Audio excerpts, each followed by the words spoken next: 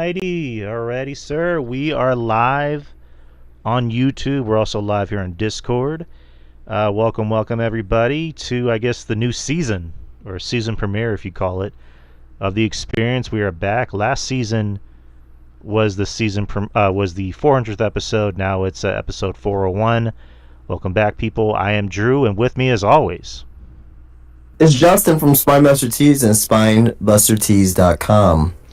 All right, and coming back this time, last week there was a mix-up, but now he's back, is the one and only, the best beard in podcasting. Yo, what is going on? It's Ruben Prime, part of one half of Culture Attack. And yeah, we're ready to get the show on the road. All right, just to let you know, Ruben, your audio, you sound kind of far away. I do? A little bit, yeah. How about now? Yeah, I was gonna say that. Yeah, you don't sound too crisp. Oh, like a Pringles chip. Crisp. I haven't had Pringles in a while, but how I sound now? Still a little wonky. Still? Yeah. Wait, hold on. How about now? It's a little better. It's fine. Strange. Okay. But welcome, people. RJ should be joining us a little later. But welcome, Kyle. Welcome, Maurice. Anyone else who does come in, welcome. And yeah, tonight, a big chunk of tonight's episode will be dedicated to the recent cuts. It's been an interesting week in wrestling, mainly with a lot of cuts that occurred last Friday that went into the weekend. And of course, Ricky Starks finally made his WWE debut on Tuesday with the news. I believe it occurred over the weekend, if I'm not mistaken, that AEW had released some people, which we'll get into that. Well, it was Monday. It was Monday when Tony Khan was like, "Hey, Miro, Ricky Starks, and Malachi Black, you guys are gone. Released. You're gone, yo." But yeah, so that was quick. They didn't waste no time. Just like we're not gonna waste no time, and we're gonna do our own bustle up a little later. But so I guess first and foremost, I guess we should start with the cuts, if you guys are okay with that. Yeah, sounds good. Yep. All right, so the WWE cuts. This happened on actually last Friday and went into the weekend, and there were, let's see, I believe it was 12. I think 12 was the number. All right, so a lot of people. Not really surprised by most of these cuts. I mean, I'm mainly surprised about one of them. But let's get into it. The first batch of cuts was the Authors of Pain, Akam and Razor. Are you want us to comment on this, or like? Yeah, I'm sorry. What are your thoughts? I mean, you didn't specify anything, so I didn't know if you were just gonna go through them all, or whatever. But yeah, Authors of Pain. I mean, it's unfortunate. I mean, I'll just say this: it sucks when anyone loses their jobs, no matter what company it is.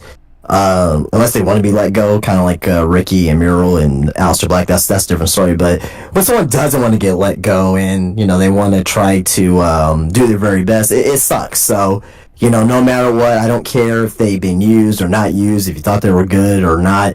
It sucks when these people lose their jobs. So if you have some of these guys on social media that got cut, send them a good message. There's a lot of people out there who doesn't have jobs right now. So, but as far as Authors of Pain is concerned, they came back and they joined Karrion Kross, with the Final Testament, and they did a few things with the White Six. It seems like they were just brought back to feud with the White Six, and that was it. I felt that they, you're probably going to hear me say this a lot. I felt that I didn't really think they really had that much of opportunity to, like, kind of, do what they need to do and try to get back over. But it wasn't the same Authors of Pain that we had in NXT in the first one as well. So, I feel for them. I don't know where they go from here. Last time when they got released, they weren't doing much of anything. So, I hope they stay in the wrestling business. I would like to see them pop up on my timeline at DPW or GCW or whatever. I still want to see these guys trying to make a living in the wrestling business. So, yeah. Yeah, kind of the same. Like, I liked Akam and Razor when, I actually personally liked them when they were with Drake Maverick. It's just my personal opinion. When they came back with Cross, I wasn't feeling it. Mainly because Cross, I think, can stand on his own. He can talk, and he's already kind of a big guy. And then you have two bigger guys with him, so the aesthetic to me just didn't fit. And from the get go, they were kind of not as good as they used to be. Not to say that they were lighting the world on fire before, but they were just always taking losses. Especially in the feud with Bobby Lashley's group with what the fuck are they called? Street Profits. There you go. Where they had that Mania match, and these two big guys are getting their asses beat by guys that they look like they should be kicking their asses. So I think it was RJ that said this, that if Cross is gonna do bad, let him do bad by himself. So Cross and Scarlett as an act, I think they're fine on their own. The whole group thing just never really mattered, I think, to anybody. And as soon as the White thing ended, it just seemed like that ended too, because I think the next week they didn't even mention them on television. So again, kind of like Justin just said, I hate for anyone to lose their job, but it's the wrestling business. It's like the entertainment business. If you're not drawing anything, what can you do? But Ruben, what do you think? I share the same sentiments that you guys had, and with almost all of the releases that went down over the weekend, but especially with the Authors of Pain and Paul Ellering, because he was in that group too. They had an impact when they debuted again, but after that, it just went, down and down. I do feel they weren't given a chance, but they weren't really letting the world on fire, in my opinion. And sucks when people lose their jobs. We can all agree on that. But if creative, they don't have much for you to do, or they just stuck, then it's just best to let them go than just to sit in catering, all day. So I definitely think that I definitely think that it's important for all these releases, just to understand that, hey, a lot of these people weren't being used, so if they're not being used, just let them go. But with the Authors of Pain, not really. It's a bummer, but maybe they'll do something better at the end of this. Right. All right. Next one being Cedric Alexander. Again, that was not too much of a shocker to me. It kind of seemed like the writing was on the wall, and that he was already, he was already kind of putting people over. He's putting Ethan Page over. They put him they paired him with Javon Evans, which I thought was good for Javon, because he's still a young kid, so who better to pair him with than someone like Cedric, who's been in the business for a long time, but you can kind of tell he wanted out. But he did in the classy way. He didn't bitch about anything. You never really saw him post anything cryptic on social media. And to my knowledge, I think all these were just cuts, or just I know it's Sonya. We'll get to Sonya, that she was told that they just weren't going to renew her contract. So Cedric is more than likely going to AEW, and he's going to reform with the Hurt Syndicate. But good for them, man. Yeah, because the Hurt Syndicate is the hottest thing going in AEW right now. So yeah, he'll be joining right at the right time. So. But what do you think, Justin?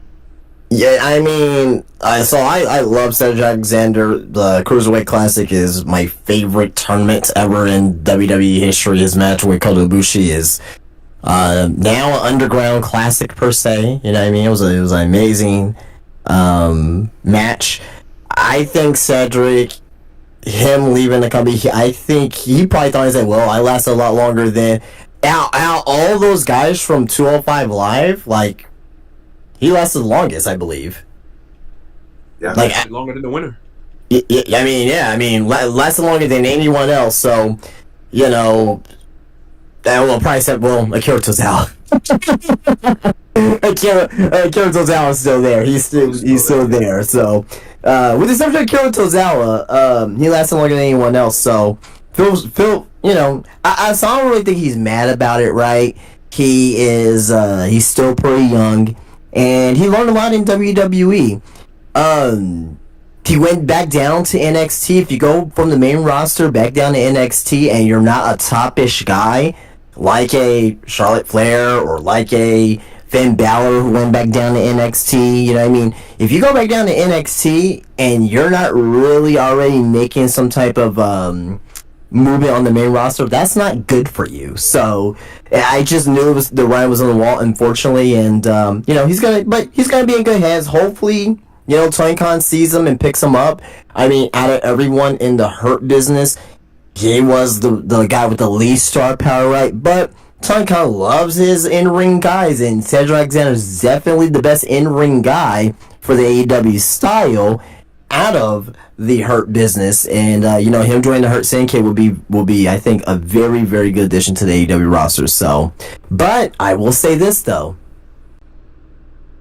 Remember Big Swole? Remember that situation with Tony Khan and Big Swole and how he let her go and just say, hey, she wasn't good at wrestling? I wonder if that's still staying in the back of the head of Big Swole and also of Cedric Alexander. Will he be like, hey, you know, I'm not going to go to AEW because of what you did to my wife. So just point that out. Maybe that's something that will come back. So, but I hope he I really hope that he does well wherever he does next. But we got RJ the Brooklyn Savage. What's up, RJ? What's going on, guys? Not much. Just currently fixing something on OBS, but I got everything fixed. But what's RJ? Do you have any thoughts on? Let's start with Arkham and Razor because you weren't here when that happened. But you have any thoughts on that one? Make them quick. So who's the releases you went down first? Well, we just barely began. So I started with Authors of Pain and Paul Ellering. Well, they weren't doing anything with these guys, so let them go. Right. If you're not using these talents, and Authors of Pain, they had not looked impressive since being back anyways, and so let them go, let them rock. Same thing with Paul Ellering. It wasn't doing anything. Let him rock. Sorry, goodbye. And Cedric. You know, Cedric is interesting because they just used him in NXT and everything like that as a mentor to Javon Evans, which I thought was a nice little role for him. But it seems like Justin said, when you're a main roster guy and you're not doing too much, when they send you down to NXT, that's the kiss of death. Ali, Dijak in a way. At least Dijak had like a year to put on bangers before they let him rock. I can't think of a couple more examples, but Finn. Yeah. Who? Finn went to NXT? No, but is Finn Balor unemployed though? No, I mean I think Finn's the exception, not the rule. Of he went to NXT and put on and kind of like re-evolutionize his character. No, well, Finn Balor was a top guy. He was in the main event. You know, he was Intercontinental Champion. I mean, lower tier guys. Right. They never had a puncher's chance. You know what I'm saying? That's what I mean. When they go down to NXT, like Justin said, it's pretty much the kiss of death. So, I mean, maybe the writing should have been on the wall for the dude a while back. I don't know. If I'm a lower tier guy on that roster and I get a call to go to NXT, as fun as it might be, I might want to be concerned about the future of my stay in this quote unquote company. So, yeah, Cedric, they weren't going to use him. Once they deaded the team with him and Adonis, I think that was it. It was done. And look, Adonis, you know, people are asking why that guy still has a job. I mean, Adonis, there's some stuff to still explore there with that dude. Like, at least he has a gimmick. Yeah, And he's got love. He's got plenty of love for the NXT Women's Division. he does. Like, he's a guy you can use on that roster, and he can still get better at the same time. And you can use him in the future again. Cedric, I just didn't see it. 8 years. What was it? 8 years? Right. 8 years. Well, yeah, about 9 years. It got there in 2016, summer 2016, Cruiserweight Classic. He said 8.5 years in his tweet. Well, yeah, that was the like I said, summer 2016. Yeah. So, I know what you mean. I'm just kind of saying what he said. Yeah. Yeah. Yeah, but I don't think anything else is gonna look up for him from that point. So yeah, Right. just let him go. Let him go. Right. Ruben, do you have any thoughts? No. I mean, he was sent down there in NXT to put, people over, help Javon get over.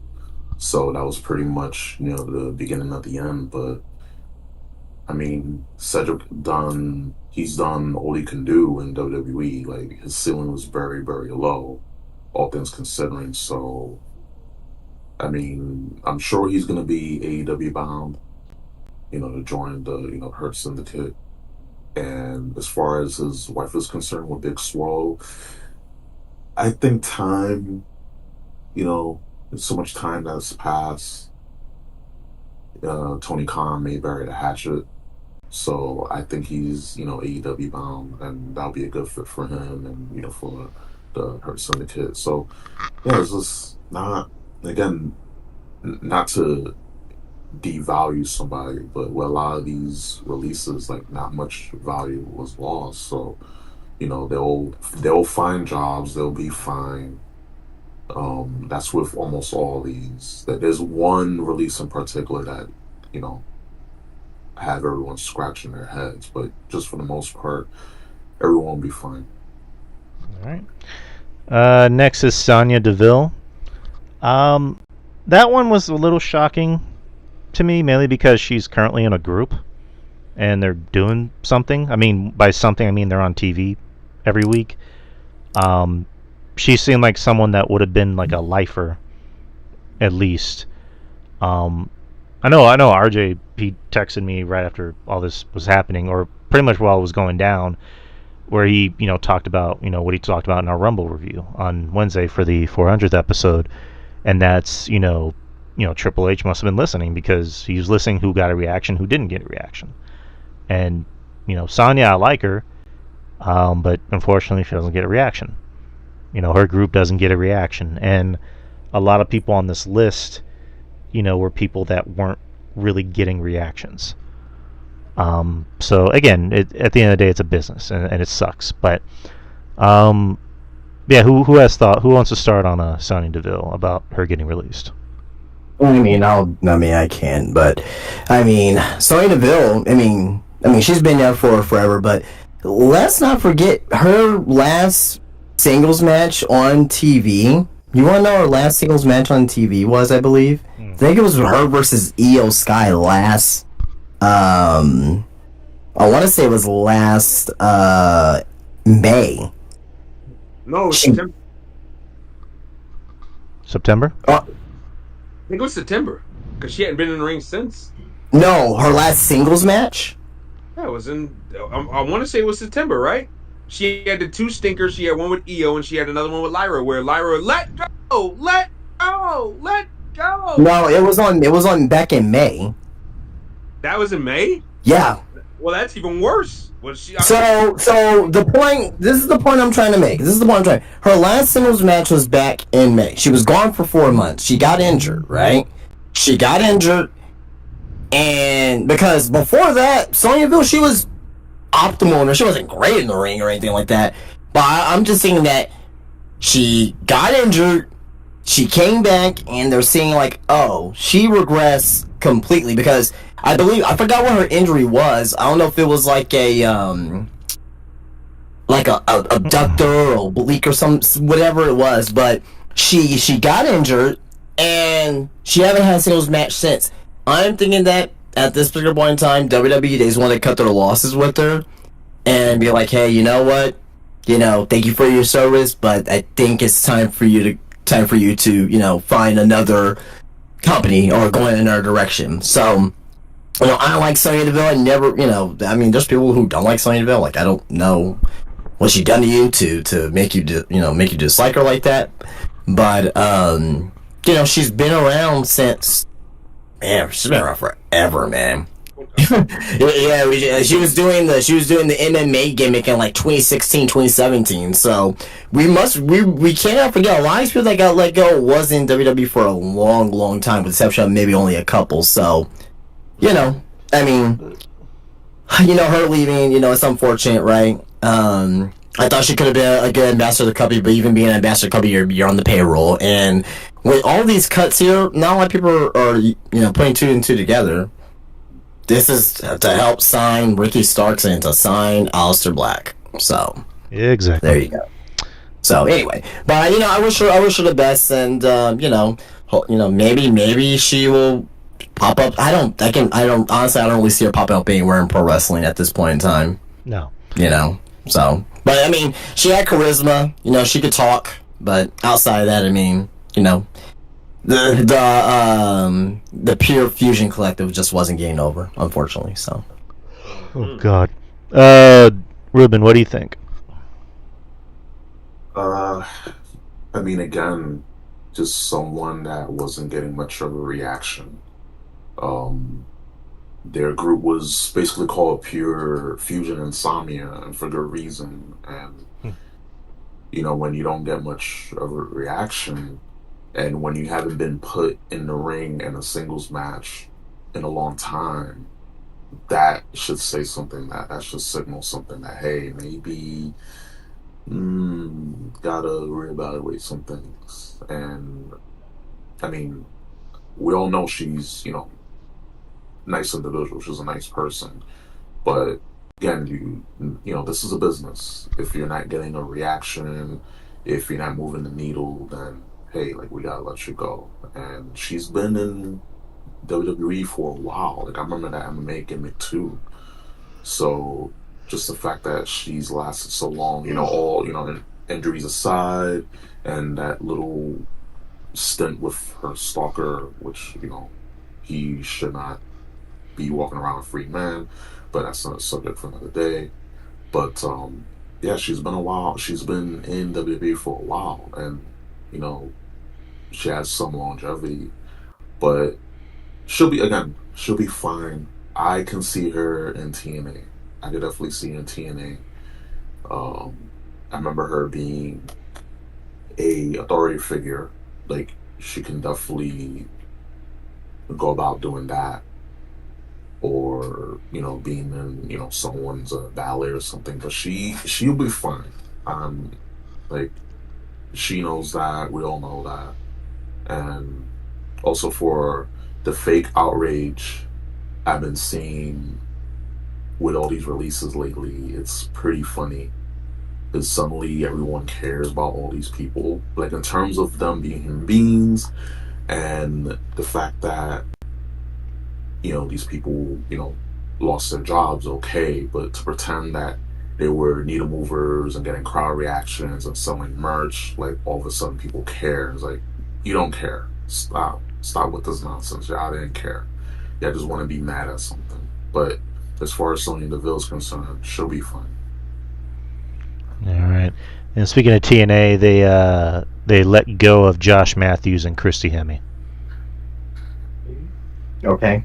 So, yeah. Oh, dang, Christy Hemme. Wow, TNA's looking to sign one of these people, huh? When was the last time Josh Matthews been on fucking TV? Well, also because Josh Matthews has been talking shit about WWE for years. And I'm not talking about that. I'm just asking when's the last time he's been on TV. I don't know. And then Christy Hemme, then I don't know about that. So, that lawsuit stuff with Christy Hemme. Huh? I don't know. And I don't know. Apparently, maybe Stephanie's still mad at her for doing something to Hunter. I don't know. Anywho, That ass around Triple H. Get this cunt out of here. Anyways, RJ, thoughts on Sonya? Do you think she might go somewhere? Do you think she might just be an actress or get a normal job? What do you think? Sonya Deville is a very, very pretty woman. So I mean, and she's got charisma. She could talk. I can see Sonya Deville going into Hollywood. Honestly, not to be some type of big starlet or anything like that, but I can see her getting movie roles. She's got a look to her. Right. She got. And by the way, I don't know if you guys ever noticed this, but I've seen pictures of her and her wife. Why do they look like they could be sisters? Like they have the same tan, almost similar tattoos, similar physique, similar hair color. I don't know, man. Her and her wife, that's kind of, I don't know. That's what I thought about Indy Hartwell's girlfriend, because I thought that was her sister, and then I think it was you that saying, "No, that's her girlfriend." I went, "They fucking look alike." Like, what the hell? Yeah, no, that's kind of that's kind of weird. Like looking in the mirror a little bit. But no, Sonya Deville, I don't see her being in wrestling much longer.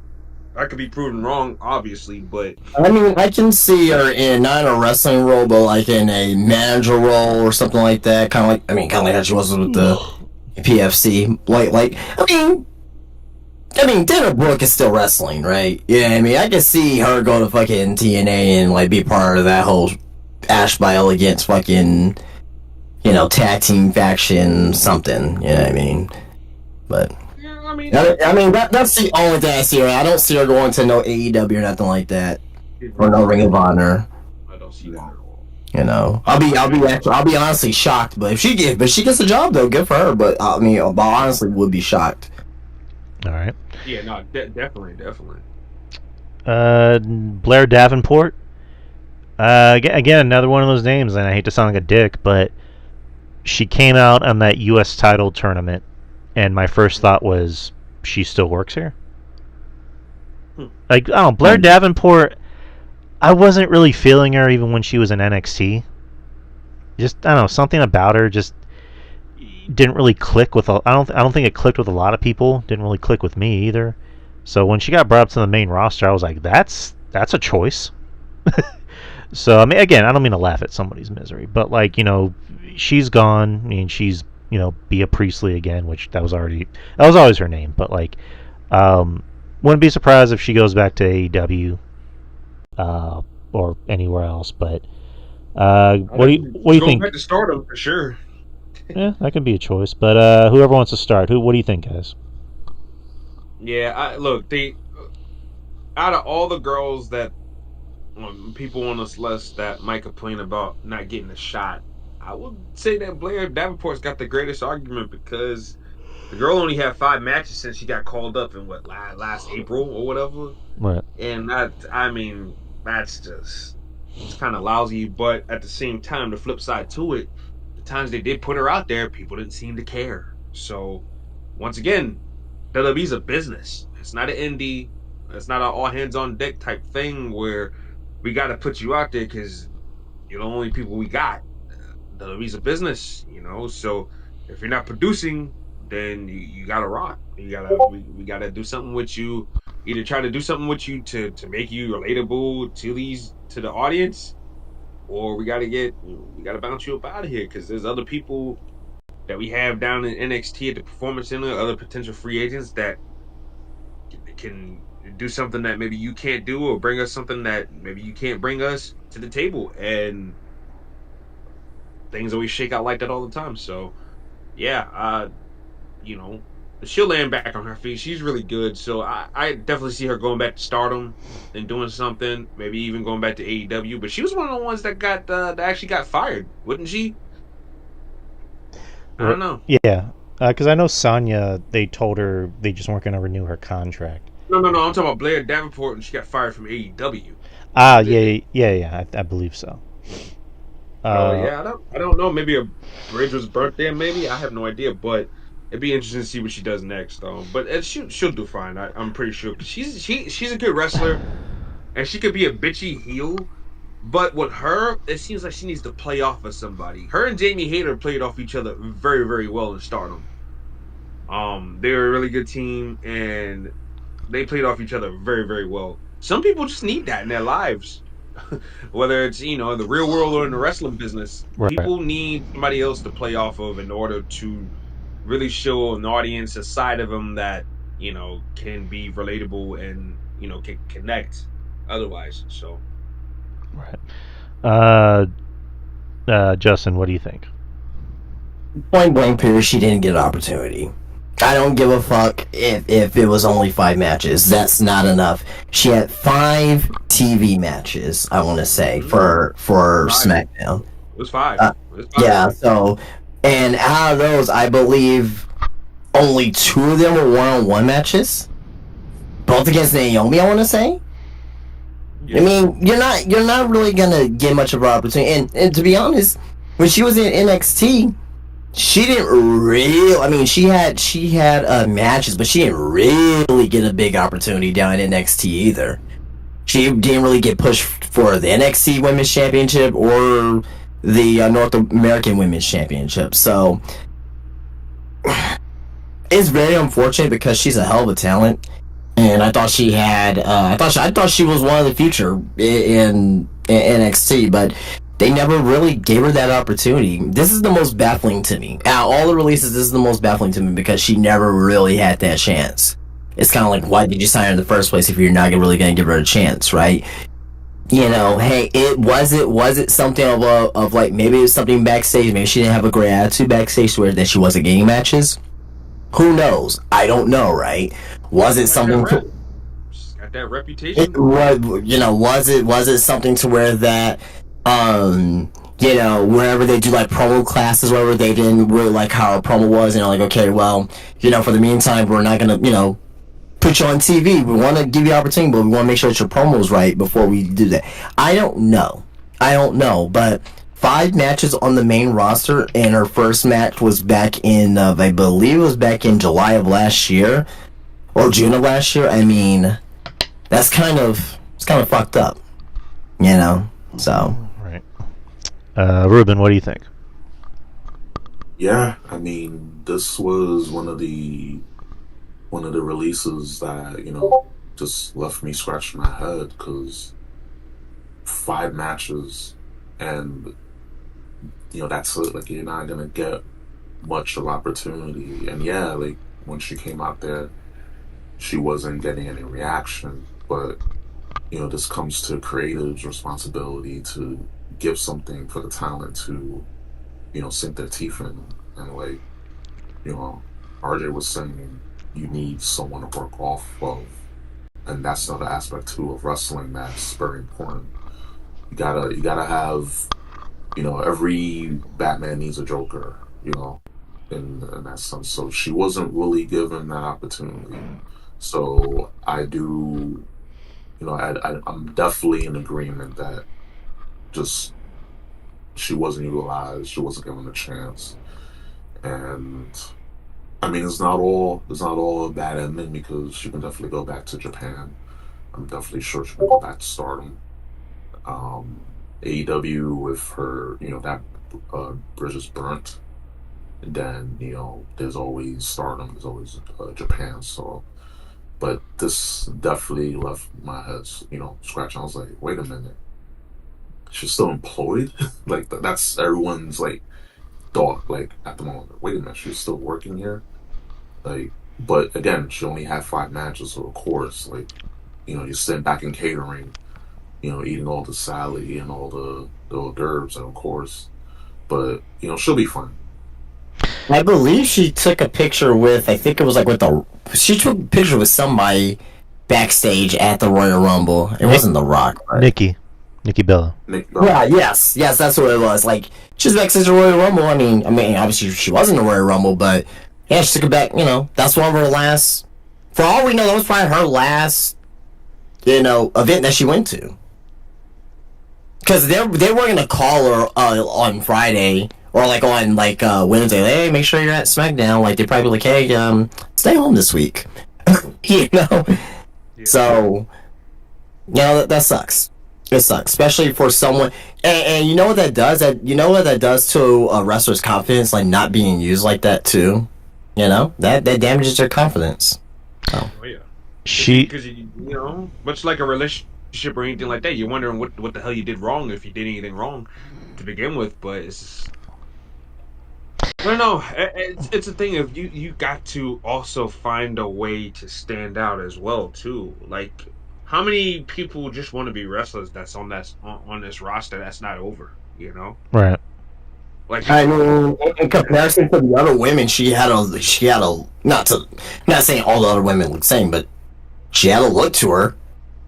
how many goth girls do they have on the roster though? She doesn't look. She's not the same goth as a Rhea Ripley. I'm not saying that, but how many girls have that look though? I am dark. I wear dark clothes. I wear dark makeup. My hair is dyed in different colors. And I am British or Australian.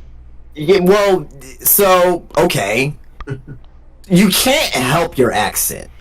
I know. I'm just making a point. So let's do this then. Okay, how many Japanese women are on the fucking roster? A lot. If we're gonna play that card, right? Like, I mean, how many Japanese women are on the roster? How many luchadors on the fucking roster? A lot. Like, okay, so how many butt fucking women on the roster? You're gonna have Jordan Grace go down to NXT way have Zarya down there, which I think is a complete mistake because it's gonna fucking stunt Zarya's growth.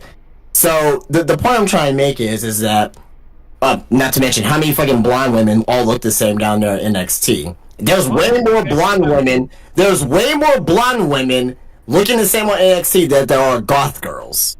That's what. How many of them are gonna last? I mean, depending. Only possibly 2 or 3. Oh, Okay. hey, depend. Hey, but they're still down there though. They're still on TV. They still have a job. I mean, and some of them have gimmicks. I mean, Izzy Dame stands out because of her height, and she's gonna be with Spears. Ugh. Well, I think NJ stands out for another reason, but I'll stop there. Well, in my eyes, yeah. Oh my god. I mean, I'm honestly surprised Nikita didn't get fired. I'm not surprised. I mean, yeah, I'm not surprised. Again, this isn't me trying to say someone should get fired. I'm more. That's what it sounds like to me. No. I'm saying surprised because it's just like I was waiting for NXT cuts. I'm like, okay, are there going to be NXT cuts? No, it's just like, again, what have we seen from Nikita as of late? And she's been injured a lot. That ass. Yeah, exactly. All she does is just post ass and twerking videos on social media. Hey, I'm good with that. Shit. Okay. I'm a man at the end of the day. There's a lot. I don't know if she has a lot of merch or whatnot, but there's a lot of people that come in like asking like, do you have any Nikita Lyons stuff? It's usually like trading cards. Like a lot of the guys that collect women cards, Nikita Lyons is like a big name when it comes to the trading card game. Mm-hmm. So, there is. I mean, if someone's out there and because I don't know where merch is, right? I don't know where merch is at the fucking NXT shows or whatever, right? When they go on the coconut loop. But I guarantee you, there's some horny motherfuckers that's buying Nikita Lyons t-shirts that's fucking there for $35, whatever the fuck they charge. So, yeah. Justin, how many people ask you about Meechin cards or Meechin shirts? Not a lot. I'll be honest. Not a lot. Yeah. I'm just saying. Like, I mean, if you look like something, Nikita Lyons looks like a star. Like, she looks like a star. I mean, her wrestling's otherwise, but I totally get you. Right. Like, clean it up. You got to clean it up in the ring. She's got to work like a big girl, number one, and she's got to keep healthy. Like, if she just enter one more time, it's over for her. Oh yeah. Without a doubt, because how can you? It's like the same thing with Dakota Kai. Like, how many more times can this girl get hurt before we just realize that, damn, she's a walking injury? Like, come on. Well, the missile dropkick, that was not her fault. That was not her fault, but, I mean, can we invest in this girl's body? Once again, wrestling is a business. Their bodies, for the most part, is an investment, whether you guys want to look at it that way or not, but it ain't. Well, the difference between Nikita Lyons and Blair Davenport and Dakota Kai, I will say this about Dakota Kai: she is the most over out of all those 3 women. People, there's a big chunk of people that love Dakota Kai out there. So, oh yeah, definitely. Dakota Kai just got to stay healthy for more than 6 months. Yeah, true. But Ruben, did you already talk about Blair Davenport? Yes, I did. Okay. All right. Next is Isla Dawn, which I was a little surprised she got released and not because I was expecting Alba. Because I'll say this about both girls: I like the team. I thought it was better in NXT. They had their big moment at the Clash of the Castle pay-per-view, and then it just nothing happened after that. Let's be real. Let's be real, Drew. They only gave that to them because her mother died. Let's be real, and they were in Scotland. That's why. Those are the two reasons why. Right, Triple H. No, that's not why. Come on, motherfucker. Who you fooling, bro? Right, but Isla, I always thought had something more to offer than Alba, because she had a look, she had more personality, and she was good in the ring. Alba, I don't know, like everybody likes Alba, I just don't see it personally to me. I mean, she's better in the ring than Isla. I won't say phenomenal in the ring, but you gotta pick your spots. I mean, but Isla's fucking beautiful, right? And she has personality, man. But but also at the same time, how many other very beautiful women are on this main roster? There's a ton of beautiful women on this main roster. Alba Fyre, Kaylee Ray, she's a great wrestler, and I think between the two, I think they see more upside in Kaylee Ray as far as the in-ring work side of her. And I can also see Kaylee Ray, joining Piper Niven and Chelsea Green. I think that'd be a good little spot for her. You know what I mean? You'll have another tag team there, possibly with Piper and Alba. As long as they don't break them up. I mean, they're gonna break up eventually, right, with Chelsea Green and Piper. But if they do a little faction with them right now, I'll be fine with that. Right. That'd be interesting. Chelsea having her cabinet. But full of foreigners. That's fun. That's the ironic part. Put a foreign girl looking out for her. Put Ariana Grace in there, like that'd be fucking gold. That'd be comedy gold. Oh yeah.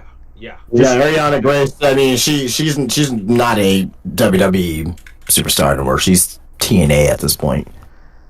It still would be a good group. Just two Canadians and one. Was it? What's Piper Niven? Is she Scottish? Scottish, yeah. Okay. Alba Fyre is Scottish too. Just the irony. But Ruben, what do you think about Isla Dawn getting released? Kind of a shock, but then when you look at the fact that the team wasn't on TV and they got the token women's tag title win at Clash of the Castle, you kind of put two and two together. But I mean, it's just an opportunity now for her to go elsewhere to see what she can do. And again, it's just not like all you guys pretty much said what needs to be said, but I mean, it's not really surprising when you think about it. But I mean, again, they'll be fine. I'm keep saying this. They'll be fine. They'll be fine. Yeah, definitely. RJ, do you have any thoughts on this? Not a surprise. I was personally crushed. I like Isla Dawn a lot. I think she's got, she does the witch gimmick, and I think that's something that stands out because at least she has a gimmick, something I can identify her with. She's passable in the ring. I think that she should go to TNA because I think they can use it a whole lot because I look up and down that Knockouts division besides Masha Slamovich and Zaya Brookside. I see no upside on that roster, if you ask me personally. Let me ask this quick question. Sorry to interrupt. Yeah. Do you think that with some of these releases, not all of these releases, some of these releases that WWE underneath the table is like, negotiating with the wrestlers and TNA to be like, hey, we're gonna let you go, right? 90 days, but hey, we're gonna send you over to TNA. TNA's gonna sign you after the 90 days, and we'll keep tabs on you. And if you improve, you can come back. Do you think that's something that Triple H and team, along with the TNA management, you think that's something that's a possibility that's being done? I think that's a strong possibility, bro. It's not a bad idea. I mean, I won't rule that out, not one bit. Especially if you're trying to look out for the look, when people get released, it's nothing malicious. You know what I'm saying? It's nothing Yeah. malicious. It's that, hey, we don't know how to use you right now, so let's put you in a place. We're gonna give you your release, so you can go and you can work and you can be used the way you need to be used. And look, I can see Triple H being like, hey, you got this relationship with TNA. Go and kill it, crush it at TNA. We'll bring you back, because it's not like, and I hate when people online, these idiots, oh, they're fired and that's it. It's done. Like, their careers is over. No, like, you can go somewhere else and show WWE what they missed out on, what WWE couldn't see, with Triple H, Nick Khan, what they couldn't see, what they couldn't tap into, and just do something somewhere else and blow up, and then they'll bring you back. Like, it happens more often than people think. So just because you get released today doesn't mean you can't come back tomorrow. It might not be right away tomorrow, but down the line, it can happen. I will say this: the odds are against those people, though, unless if you're like a Cody or Drew, someone that has like huge upside. Like for me in particular, like I like Isla Dawn. Like I always liked her since like the Mae Young Classic, whatever. But like I personally don't see that type of upside in her. Kind of like a Rhea Ripley or, insert name here, right? Or Bianca Belair, things that niche, right? She could prove me wrong, and I'll be happy to see that, but I personally don't see like that big that big upside with her, as opposed to like to some other women. Mm-hmm. Right. Ruben, any thoughts? I already gave mine. Okay, fuck. Sorry about that. It's all good. All right. What's next? Oh yeah, Giovanni Vinci. Oh boy. Oh boy. Well, this one sucks, man. This one sucks just because. I look. I'm not gonna talk about what if or what happened or because obviously there's a lot of rumor out there on on X about the possible reason why he was released. That's none of my business. I don't want to engage in that conversation. But what I will say is I felt that he did not really get a fair shake as a singles wrestler. This guy could have been in your mid card, winning the United States Championship, American Championship, or at least in the hunt for it, right? You put him up against it wasn't Tozawa, was it? Who was it that he went up against? Apollo was it Crews. Tozawa? Yeah, Apollo Crews. Yeah, Apollo Crews, who's injured right now, and that's why he didn't get released because he's injured. But you have him lose against Tozawa a couple times, and it's unfortunate. It's unfortunate because he's one of the best pure wrestlers that was in WWE. And it's like, where does he go from here? I mean, does he go to AEW and be another guy, right? Because if he goes to AEW or Ring of Honor, he's not going to get pushed. He's not going to be a top guy. He's got to be like a Tony Atlas, not Tony Atlas, Tony Nese. Sorry, Tony Atlas. Jesus Christ. He's gonna be like a Tony Nese. He's gonna be like a Tony Nese there.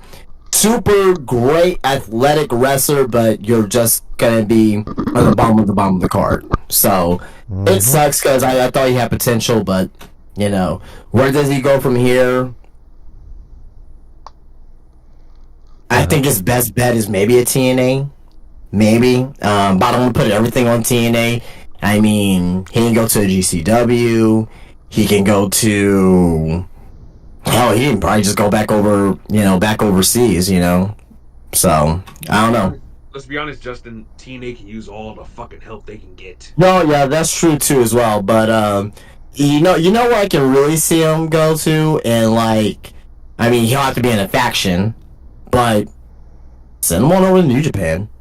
Send him on over to New Japan, put him in some type of faction or something like that, and just have him to go over there and just do banger wrestling matches. They need all the help they can get too. Yeah. So that's not a bad idea either.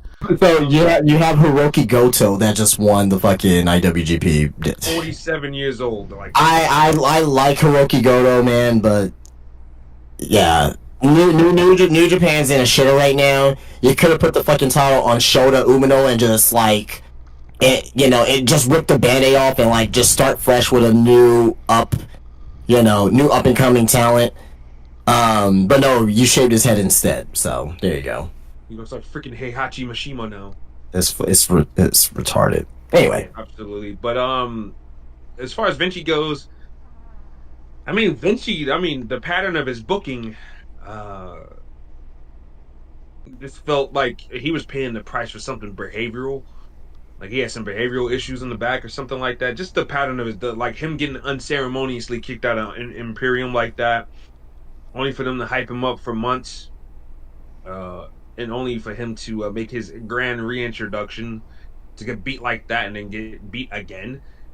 I just felt like there was something more behind that than that they were seeing, but he's a great wrestler and everything. I got the pleasure of seeing him live a couple of times, and that's awesome. he's a freak, man. He is a freak athlete, bro. I mean, a guy that buff, and he's a whole lot bigger in person than he appears on TV. Oh, no doubt about that. Yeah, and especially when he was Fabian Eichner, like he was even more bigger. And we seen him do a double jump moonsault. And he just picked up Chris Hero's big fat ass and fucking hurled his ass. I'm like, what in the world? I'm like, this guy's a freak. And this was in 2017. Yeah. Yeah, when NXT came here. He was also in the Cruiserweight Classic too. Yeah, he was Fabian Eichner. And he was great. I'm like, this guy is a sleeper wrestler in this Cruiserweight Classic. And deadlift German, just running from one side of the ring to the other with a deadlift German and a deadlift fucking suplex brainbuster type move. I'm like, yo, this guy is a freak. Double jump moonsaults before Jacob Fatu was doing it. I'm just like, this guy's amazing. But it never really happened for him on that level. And now this is an opportunity for him to go ahead and show the world what he can actually do on probably a lesser scale now, but unless he goes to AEW or Ring of Honor, I wouldn't really suggest that. But TNA, maybe CMLL, maybe that could be an option. Noah, Pro Wrestling Noah could be an option too. So, I mean, there's plenty of places you can go and you could be the man. Speaking of Pro Wrestling Noah, fucking Kenta just re-signed with Noah. He just came up. That. Yeah, just on timeline. So yeah, it's pretty big for them. Yeah. So I'm guessing that means he's out of Bullet Club. He's not going to be a part of this big Bullet Club Civil War that's finally about to go down. Yeah, the 10th one in history. But House of Torture. But what do you think, Ruben? With Giovanni Giovanni Vinci being released, like, mm-hmm. just the way that he was just kicked out of Imperium, that was definitely a head scratcher because, Kaiser and Vinci, they were the tag team, and that was a legit tag team. So for them, for that split to happen was definitely a red flag.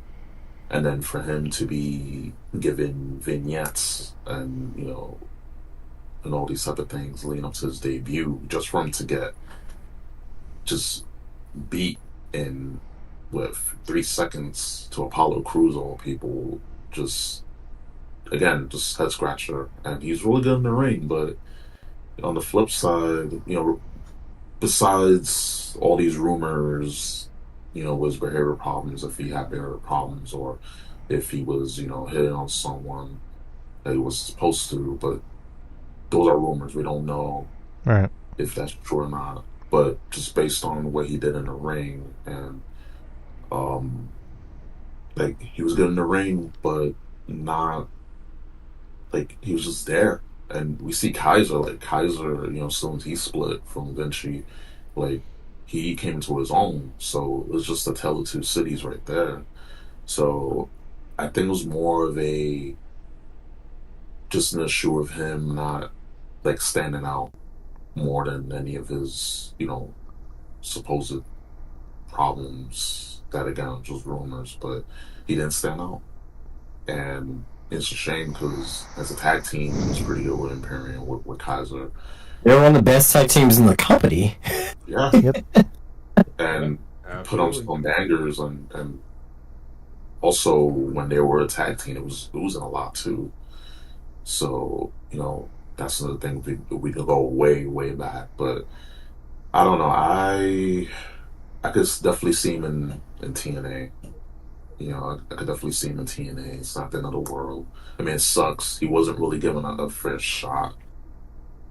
So, with that, I'm as upset as I was with Blair Davenport. But yeah, it's just again, it's very weird, very strange. But you can see if you pay attention, you see everything that went on when he was on TV and his re-debut and him being jobbed out.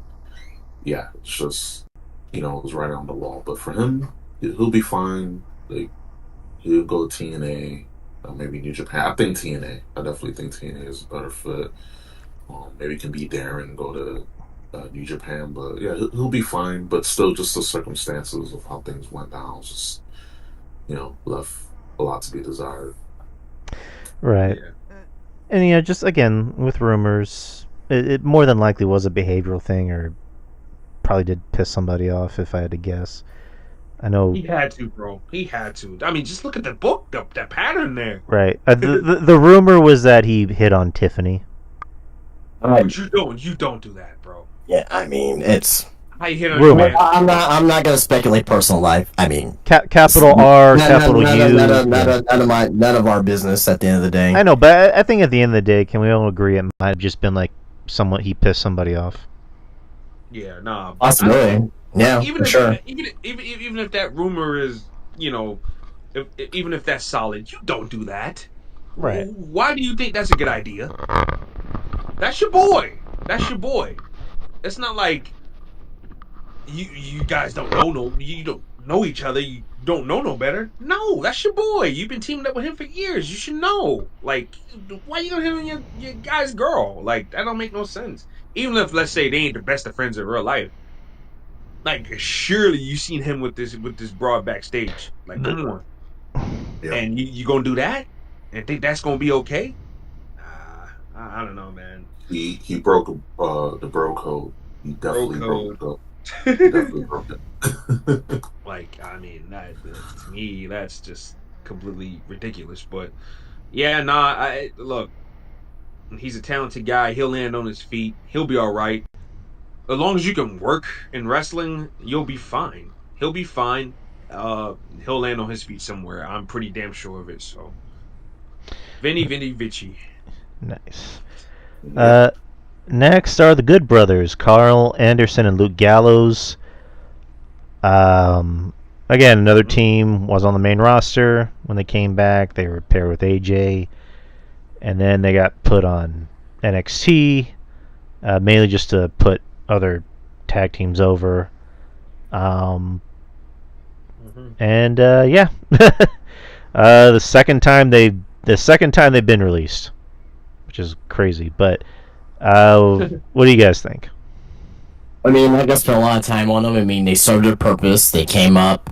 They put over tag teams, and there was a few injuries that kind of derailed them, and they got released. They went back down to NXT. When you go back down to NXT, that is not good. When you go back down to NXT, that is not good. They made their money, and now they're gone. I'm pretty sure. I mean, they're both veterans at this point. They've been in wrestling for so long. So I mean, they're gonna be all fine. They're gonna be fine.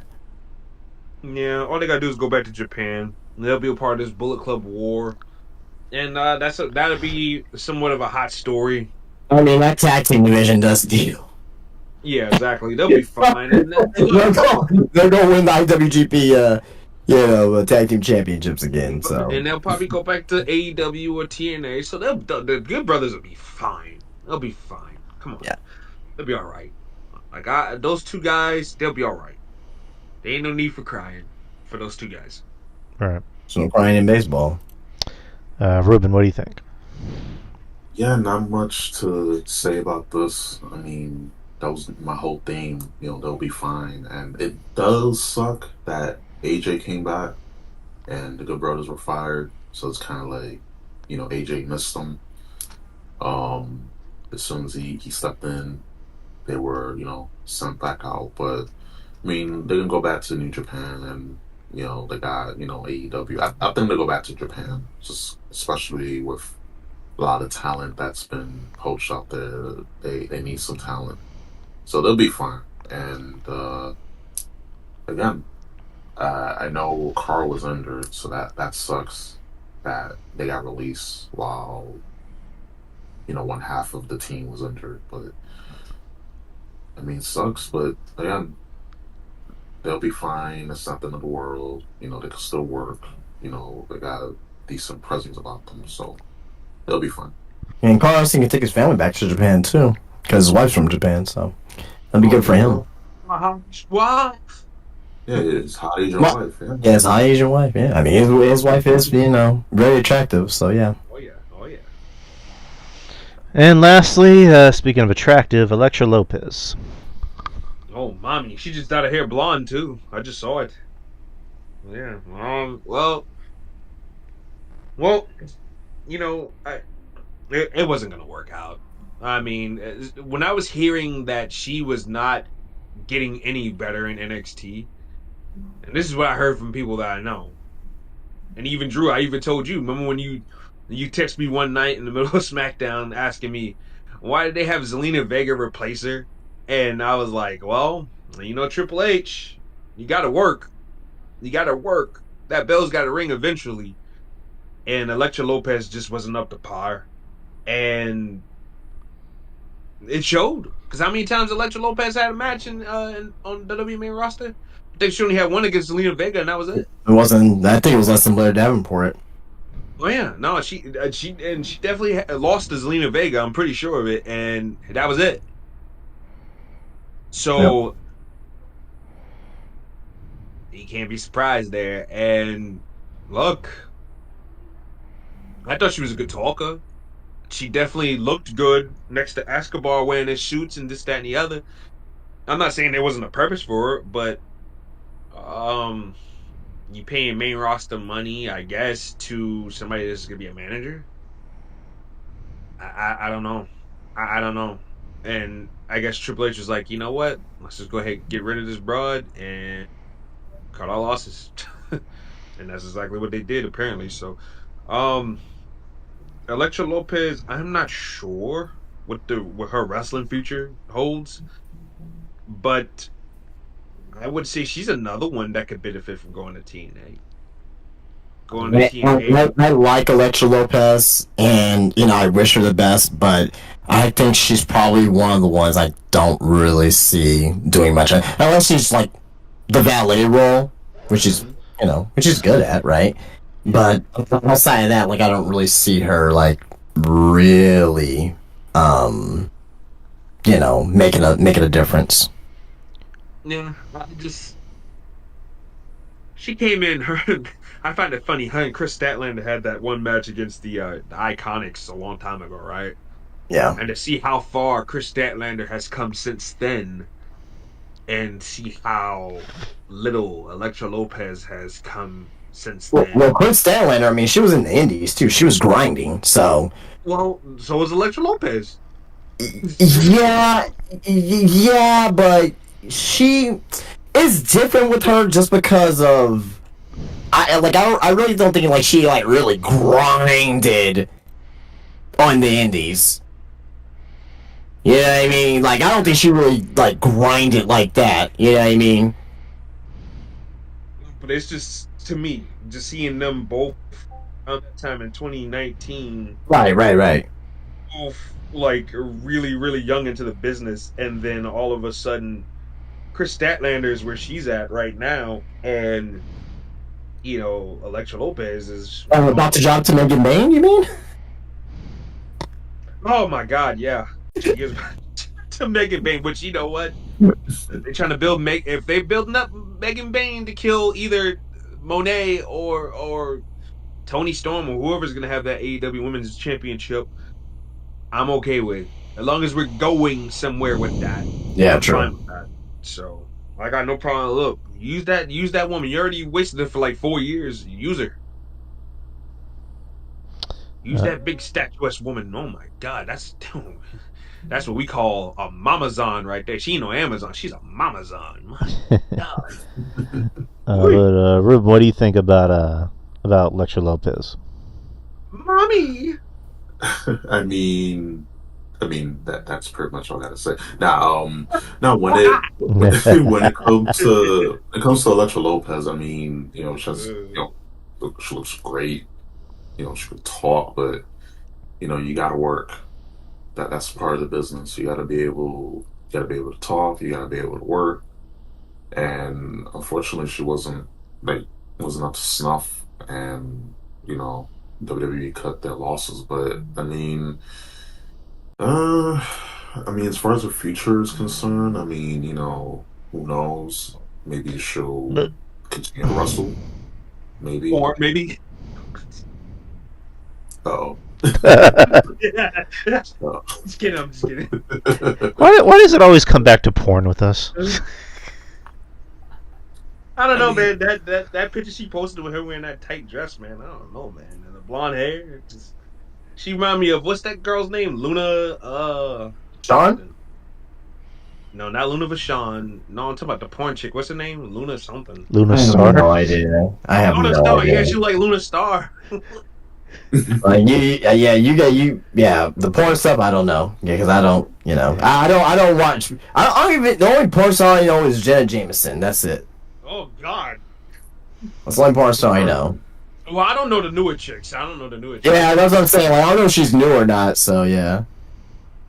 My son and my nephews, they school me on some of these newer broads, but. Yeah. Like back in my day. We had Janet Jack me and Cherokee the ass back in the day. Wow. Okay, that's another name I know. Oh man. Oh my God. Oh Lord. But yeah, that's pretty much her future. Who knows? Maybe she'll go to TNA. Maybe she'll just not wrestle. Maybe she'll improve. But as far as her WWE career was concerned, in the main roster, she wasn't wrestling. And that's the whole point. You're in the main roster. You got to be seen and you got to wrestle. And she wasn't wrestling. So, you gotta. You're being paid that amount of money to stand there. You gotta wrestle. But I think she'll be fine too. I think she'll be fine. Not worried. But I know she'll find something. Not in the adult film. Not in the industry. But in wrestling, maybe in acting, I don't know. But not in the spicy realm. The spicy industry. The spicy senoritas. Not in Latina adultery or anything like that.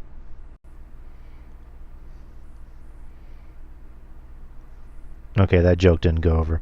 I was like, I don't know where that one's going. Okay, I thought either Ruben or RJ would get the reference, but I guess not. Anyways, so more cuts happened, not just in WWE, but in AEW.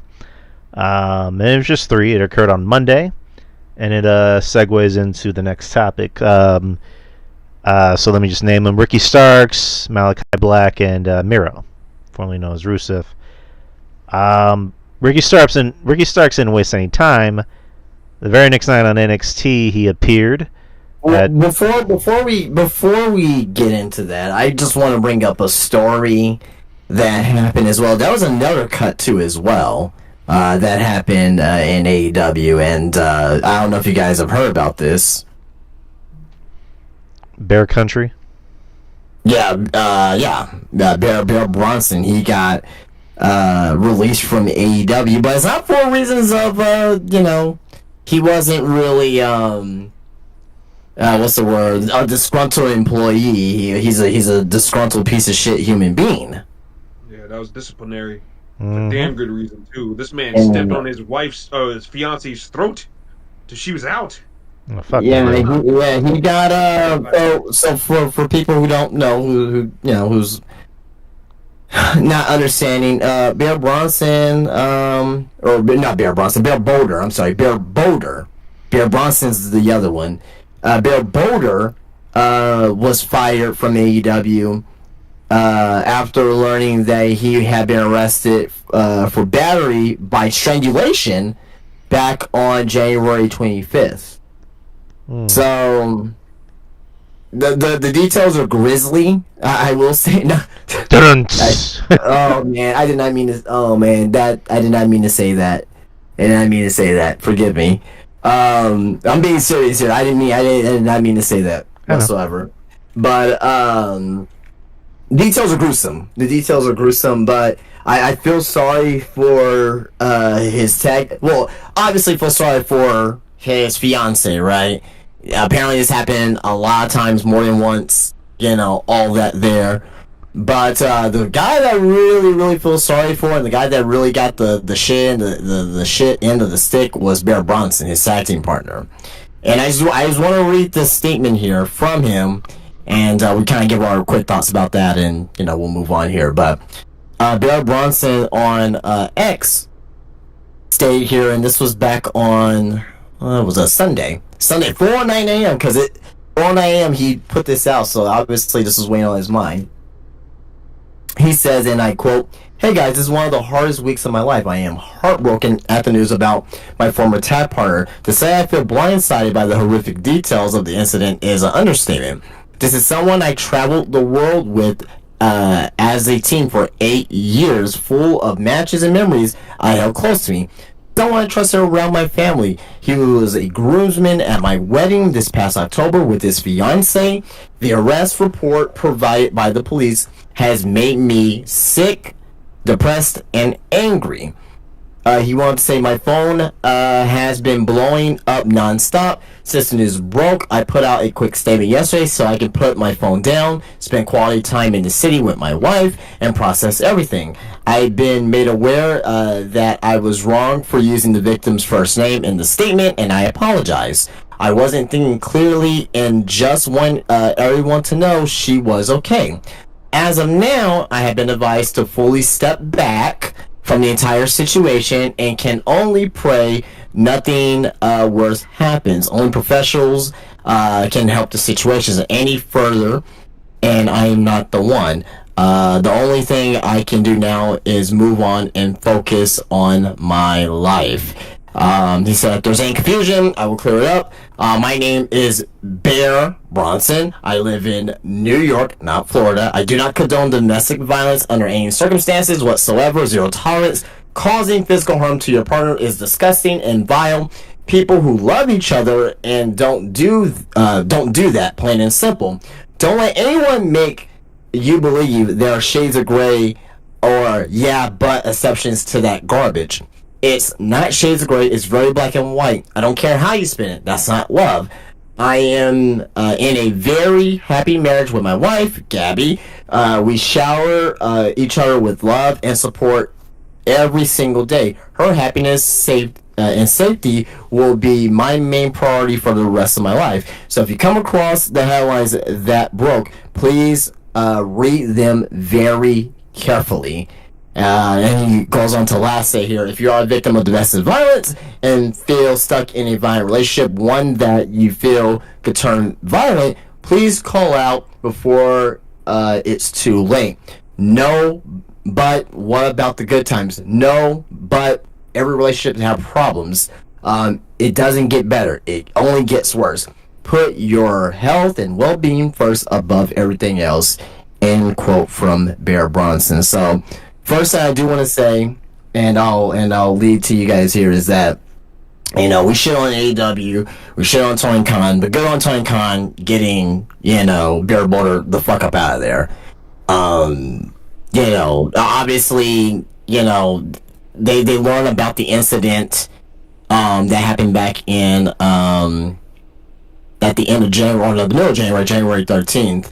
And they decide to release him from his contract and say good riddance. So, but your thoughts about this whole situation, and Yeah, and what Bear Bronson had to say about that.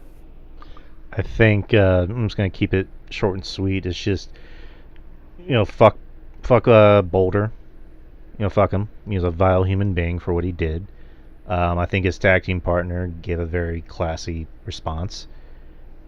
Basically, just cutting ties with the guy and just saying, saying what he had to say at the end. Pretty much, if you're going through what you think is a bad relationship, get out of there before it's too late. So, Yeah. good on Tony Khan. I know we give Tony Khan a hard time. Mainly, it's me, and and also for good measure. But in this case, he did a good job in recognizing the problem and getting rid of it. So, yeah. Ruben, RJ. Yeah, no, he did good. You got to get rid of this guy. He's a menace, and Tony Khan did what he had to do and flexed his executive muscle and got his ass up out of there. And good on Bronson there for cutting ties with the dude. You can't support that. You can't be around that. Your wrestling reputation it'll be tainted. You think online is one thing, but in circles in the business nowadays, oh man, even worse. So he did good, and he put a very very classy statement up as well. And he's pretty much saying too, don't confuse the two, motherfucker. I am not him, and he is not me. Right. I am my own man at the end of the day as well. So I like how he made that be known as well. So yeah, good for him too. I hope they find something for him to do in AEW moving forward. Now that he's going to be, I guess, on his own. But I then mean, they were part of a trio, so maybe he could team up with the other guy too. So maybe he won't be completely lost. But yeah, I hope they continue to use him in Ring of Honor. I guess they use him in Ring of Honor because he's yeah. showing up and getting dynamite in Collision time. So. What about you, Rube? Yeah, the situation is terrible, and props to Tony Khan for putting his feet down and releasing this piece of trash, and just it's the only way. Like it's domestic violence. That's just something like I can't condone that. Like if you're in a relationship and things aren't going well, just leave. Like, don't resort to using, wife or husband as a punching bag. Like, if you're not happy, just leave. And also for anyone that's dealing with, domestic, in the domestic violence, like, just leave, no matter how hard or painful it is. It's just better to get out while you're still alive, because in this situation it could have ended pretty differently. It could have ended pretty violent, more violent than it has. And It could have a modern Dark Side of the Ring, unfortunately, if that would have happened. Oh yeah, that definitely would have been a Dark Side of the Ring contender right there for AEW, and they got a lot. Oh yeah, yeah, but I think that'll be like the most dark of the Dark Side of the Ring. Yeah. Oh yeah, of course. But yeah, just props for Tony Khan and management for releasing this piece of trash, because yeah, just it's terrible. Like no other words can be put. But yeah. All right, so let's move on. So Ricky Starks. Ricky Starks was released on Monday from AEW, and made his WWE debut the very next night on NXT, which was on Tuesday, yesterday. Came out through the crowd, cut a promo, and yeah, he's now WWE official. One thing that people noticed was he was not being referred to by a name, not on social media. I mean, WWE didn't refer to him as Ricky Starks or anything. They didn't really call him anything. I know me and Justin talked about it in the store earlier. I actually did some research. So Ricky Starks actually owns his own name. He already owns a trademark on his name. He applied for it in 2023.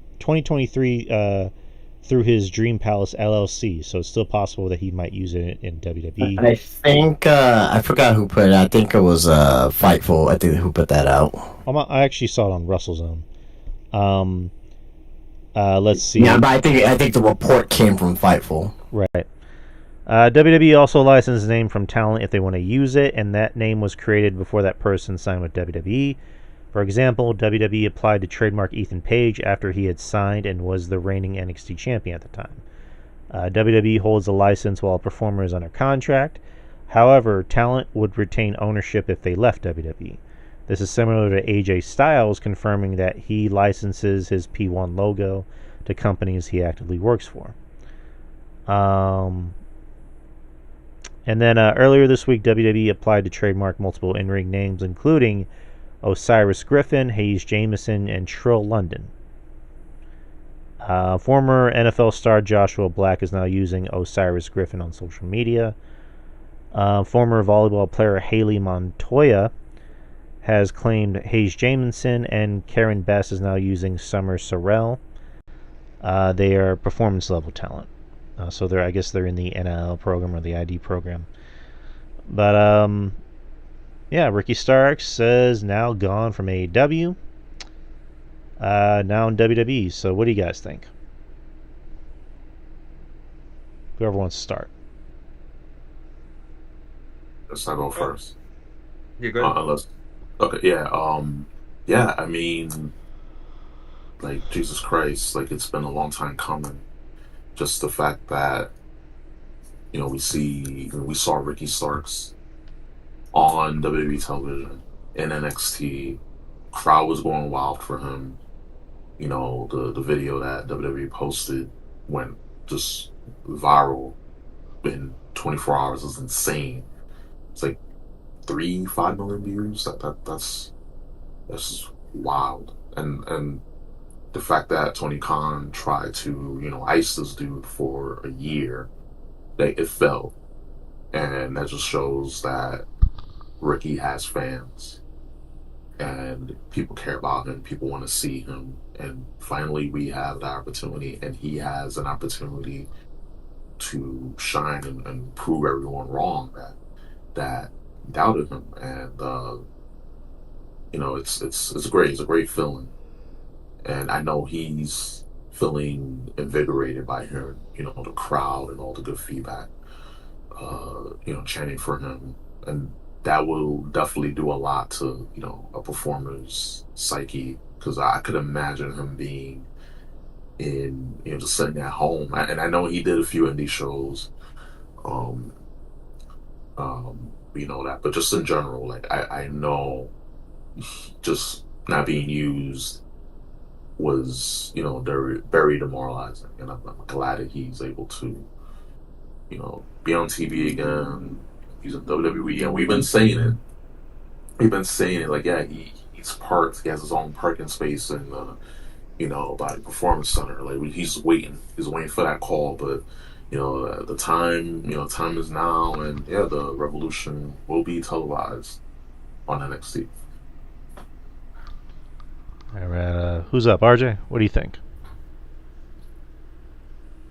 By God, Tony Khan finally did it. He woke up feeling hella generous this Monday morning, huh? Let Malachi and Miro and Ricky go. I will say, I'm just gonna say something, but never mind. No, say it. Come on. Nah, it's okay. Might as well go ahead. Nah, it's too much of a low blow. Come on, just say it. No, I want to hear you say it, please. Nah. Go ahead, RJ. Please, come on. Please say it. Go ahead, RJ. You got it. Come on, Justin. No, it's okay. Say it. No, I'll take the high road. Oh, good Lord. Come on, taking the low road's fun, dude. I do it all the time. That's okay. Anyways, RJ, what do you think? Nah, but I guess he was feeling generous and he let those guys go. But Ricky, WWE didn't waste no time, huh? Like I said yesterday on Twitter, they didn't waste no time snatching this mother sucker up, and they sure enough did. And he came out and kept the promo, cut a really good promo, and got a reaction. Vic Joseph was pretty much like, hey, you know what his name is. Look at him. You know his name. We ain't got to say that shit. So that's pretty good. And yeah, he felt like a natural. He's a WWE type guy. And I said it when he was in NWA, just how he carries himself. He carries himself like he's somebody. You know what I'm saying? Which is missing with a lot of wrestlers nowadays. Wrestlers, I think, focus on, just the in-ring stuff and don't really have much of a persona. And if they do, everybody else is doing the persona too. Whereas Ricky, guys do the pretty boy gimmick, but the way Ricky does it in his own fashion. If that makes sense. Yeah. He dresses completely different. He moves differently, carries himself differently, has the pose. Like Ricky just has, that aura to him, And Ricky's not bad in the ring either. Ricky's actually pretty good. He doesn't do anything crazy and outlandish that make you go, damn, all right, Ricky's known for doing 17 destroyers or anything like that. But Ricky's a very serviceable wrestler, so Hey, let me ask a question. Since we're on that point there. So Ricky Stark, so he has charisma, right? He can talk in the mic, has a great presence. Kind of like an LA Knight, right? More or less. Mm-hmm. But Ricky's a lot better in the ring than LA Knight. Oh yeah. Yeah, definitely. Yeah, no. So yeah, just point right there. So it's like, this guy definitely has a future ahead of him, and not to mean he's one of Cody's best friends too, so that'll help, obviously. So. Yeah, definitely. But nah, he definitely fits. Like, he's a guy that you can use on WWE television tomorrow. And if Triple H doesn't, then we have to start really start questioning this dude's sanity at this point. So yeah, that's my thoughts. But yeah, it's good to see Ricky Starks on TV again. The Revolution is televised once again. All right. Does he have any commitment still? Like for example, with Defy. No, not Defy. House of Glory. I don't know if he has like another match in House of Glory before, like he's To my knowledge, he had to cancel an indie. I think for this Saturday. Okay. But they didn't specify as to which one it was. Yeah, no worries. But Ruben, any thoughts on Ricky Starks? Oh, I had set mines first. No, it's me. Okay, Justin, what do you think? Yeah. No, I mean, you boys covered pretty well. I mean, for me, this is what the NXT men's division needed. This is what the NXT men's division needed, because the men's division right now is the worst it's ever been in the history of the NXT show.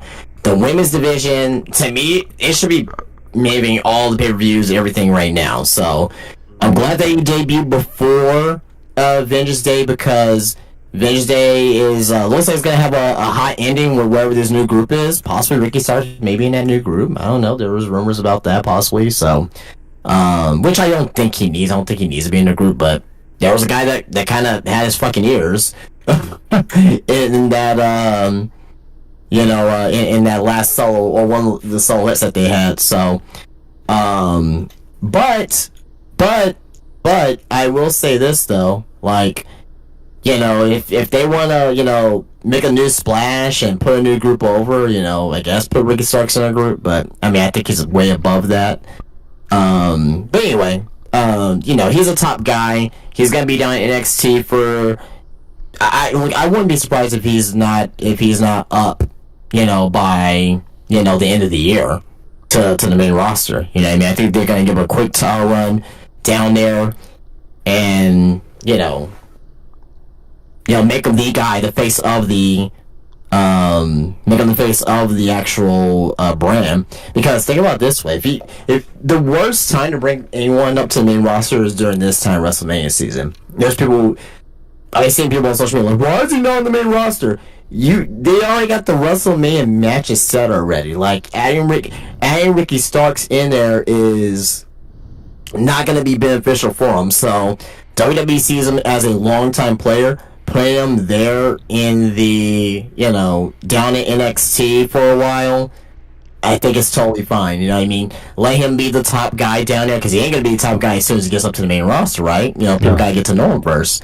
So make him the top guy down there. Have him start selling merchandise. Have him start, creating catchphrases and all that stuff.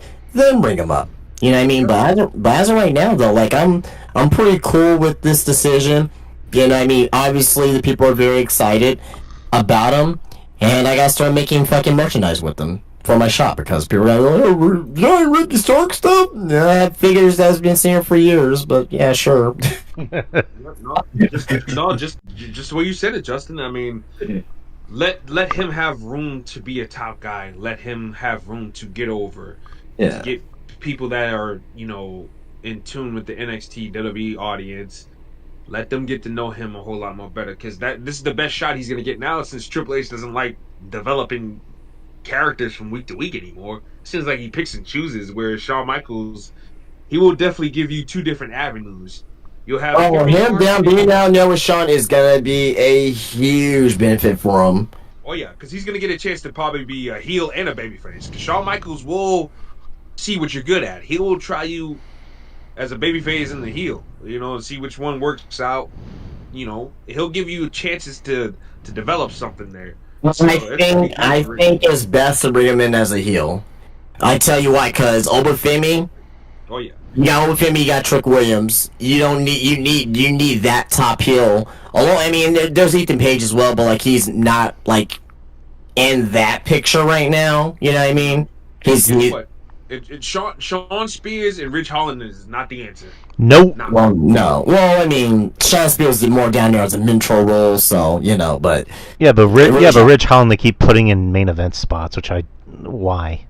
Well, I mean, you gotta give people opportunities. I mean, is he being successful with the opportunities? No, but you gotta give these guys a try at least. I mean, so, but anyway, go ahead. Oh man, I just and you know what? You know another thing too, Justin? Yeah. I know you're jumping ahead here, but I wouldn't be opposed to Ricky Starks being the leader of that new group. Well, yeah, that's what I was saying. Yeah, that's what I'm saying. I saw those fucking ears. Yeah, no, and you know what? That might have been a reason why they didn't show these guys' faces up in direct, because it could be. Those guys could be placeholders for whoever. Obviously, my man Lucky Ali is definitely the guy with the do-rag. For sure. Yeah. Oh, yeah. I mean, we all know, like, us indie guys that know who he is, that's always been his signature, is the goddamn do-rag. So, but also on top of that as well, sorry to interrupt, but I don't want to forget this thought. Ricky said in his promo, "I'm here to turn the place on its head." And he kind of did like the Scott Hall promo a little bit, like, "Hey, you know why I'm here." So it's kind of takeover-ish, you know what I mean? So, and that's what NXT needs, a shot in the arm. They need a shot in the arm, and hopefully they got the right guys in this group. And I'm sorry to jump ahead, but hopefully they got the right guys in this group that can help support that. What if the group is still like being like Sandy 2.0 is just like, I don't know, just like I don't know how to put it. Just like, hey, we're black, and we're here to we're here to steal your children. What? Yeah, something like that. I don't know. Ali starts singing James Brown. Yeah. Carver's just dancing in the background. Yeah, the theme song is their theme song is back. Revenge.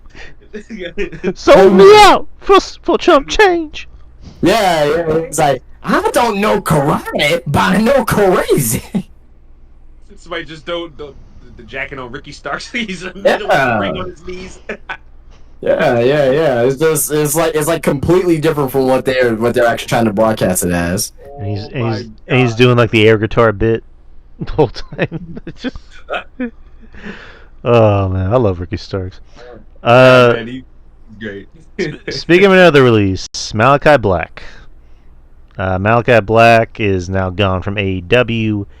He can now legally sign with WWE, which could happen on SmackDown. Yeah, I was gonna say, like, I wouldn't be surprised if he shows up on Friday. Yeah. which again, good for Malachi. He was somebody in AEW that he got over right away, by taking out Cody, and this is when Cody was unfortunately stuck in his ways. And he beat Cody, and then Cody came back and beat him, and then it just kind of went downhill from there. He started House of Black, and that it's one of those things of that group should have been a bigger deal than it was, but they just didn't treat him like it. Well, Tony Khan does like oogly boogly stuff.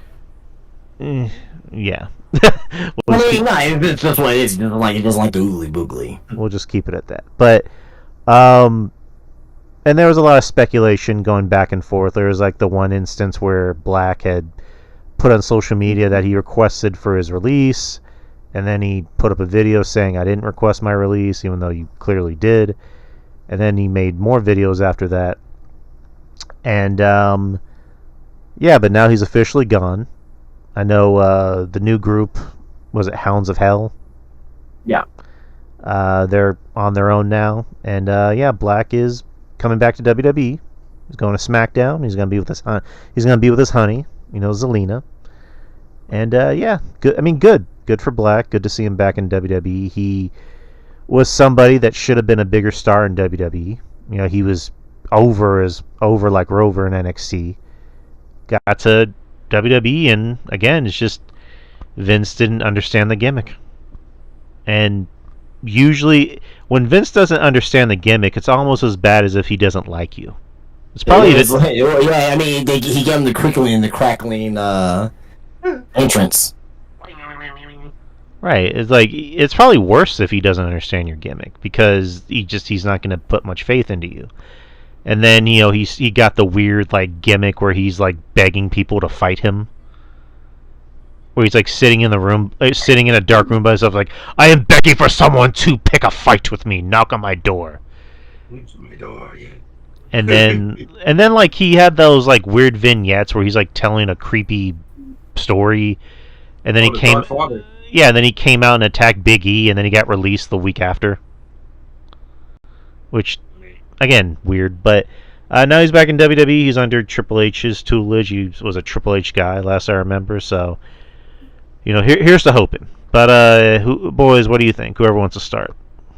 I would love for him to tie up that loose end with Seth Rollins. Because I don't care what nobody says. I do not want to see Seth Rollins versus Roman Reigns versus CM Punk. It should be either a singles match between Rollins and Reigns, or Rollins and Punk. Or Punk and Roman. It should not be a triple threat, unless something big is on the line. Yeah, there's nothing on the line while we're having the match. I don't get everybody's boner with that. Why would you want to see a triple threat with that if there's no fucking... There's nothing at stakes. What are we doing? Goddamn thing. Everybody's it's for bragging rights to see who's the biggest star. No, nobody. No, that doesn't make any sense. You're wrestling just to wrestle. That's that's something for AEW, not for fucking the biggest show of the fucking year.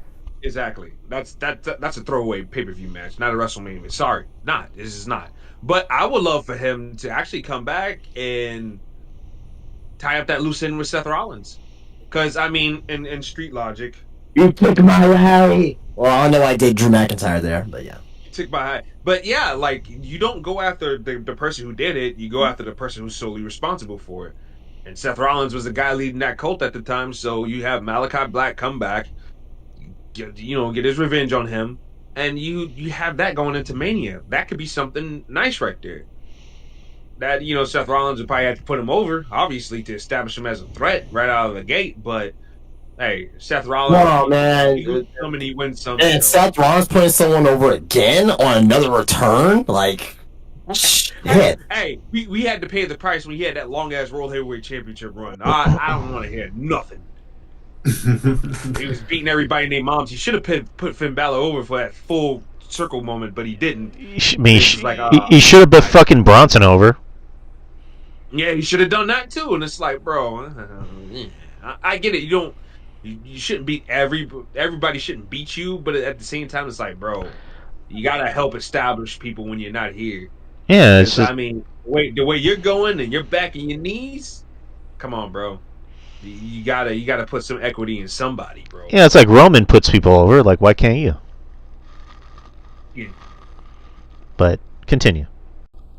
No, I just hope that I was just hoping that maybe when he comes back that they can do that, tie up that loose end, and then proceed with something else big because he needs. They can't just bring him back at random. They got to bring him back and tie him into something that people can actually remember and that you can run vignettes for, which obviously WWE owns footage to that. So they can run vignettes for that. So he's not just babbling and he's just not back for any old reason. I hit Seth Rollins because Seth Rollins, he damaged my career. My career was never the same after that. You could blame maybe his failures and misfortunes in AEW and maybe his release in WWE to Seth Rollins. You could point all that back to Seth Rollins in that incident. You know what I'm saying? Like you can do that, and we can believe him because we all saw it. We all saw it, and you own footage, so we can see it again for those who missed it, or people who don't understand, or for anybody who's new. You know, that's something easy that you can follow. Oh, Seth Rollins tried to fucking orchestrate a murder, trying to get this man, took this man's eyeball out. Oh my god, how could you, Seth?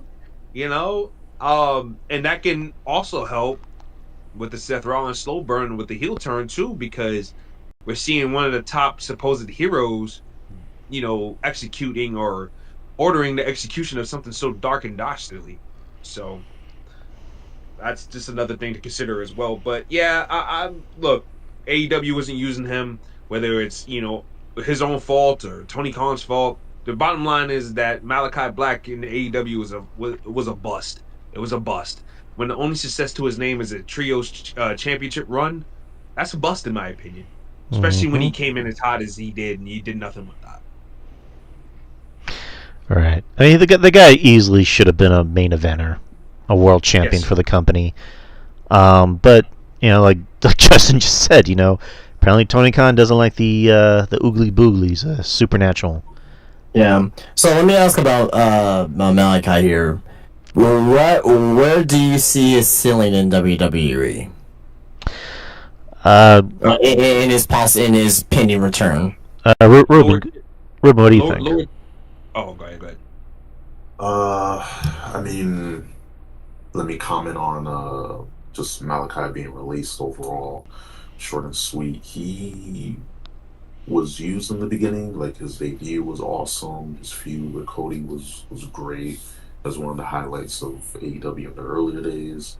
But then after that, it's just to continue to decline now. It's like just perplexed. Like as we all were, like, yo, like Malachi Black, like he wasn't utilized on WWE and he had a promising start in the beginning, but it just wasn't there. And I guess, it's true.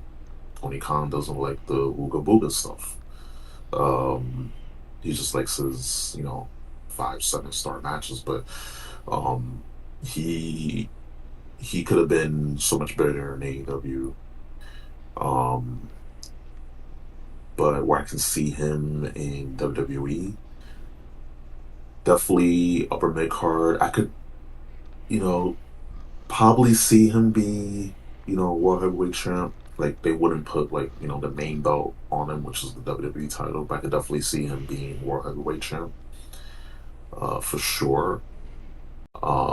He has feuds to like he has so many people to feud, and he gets in there.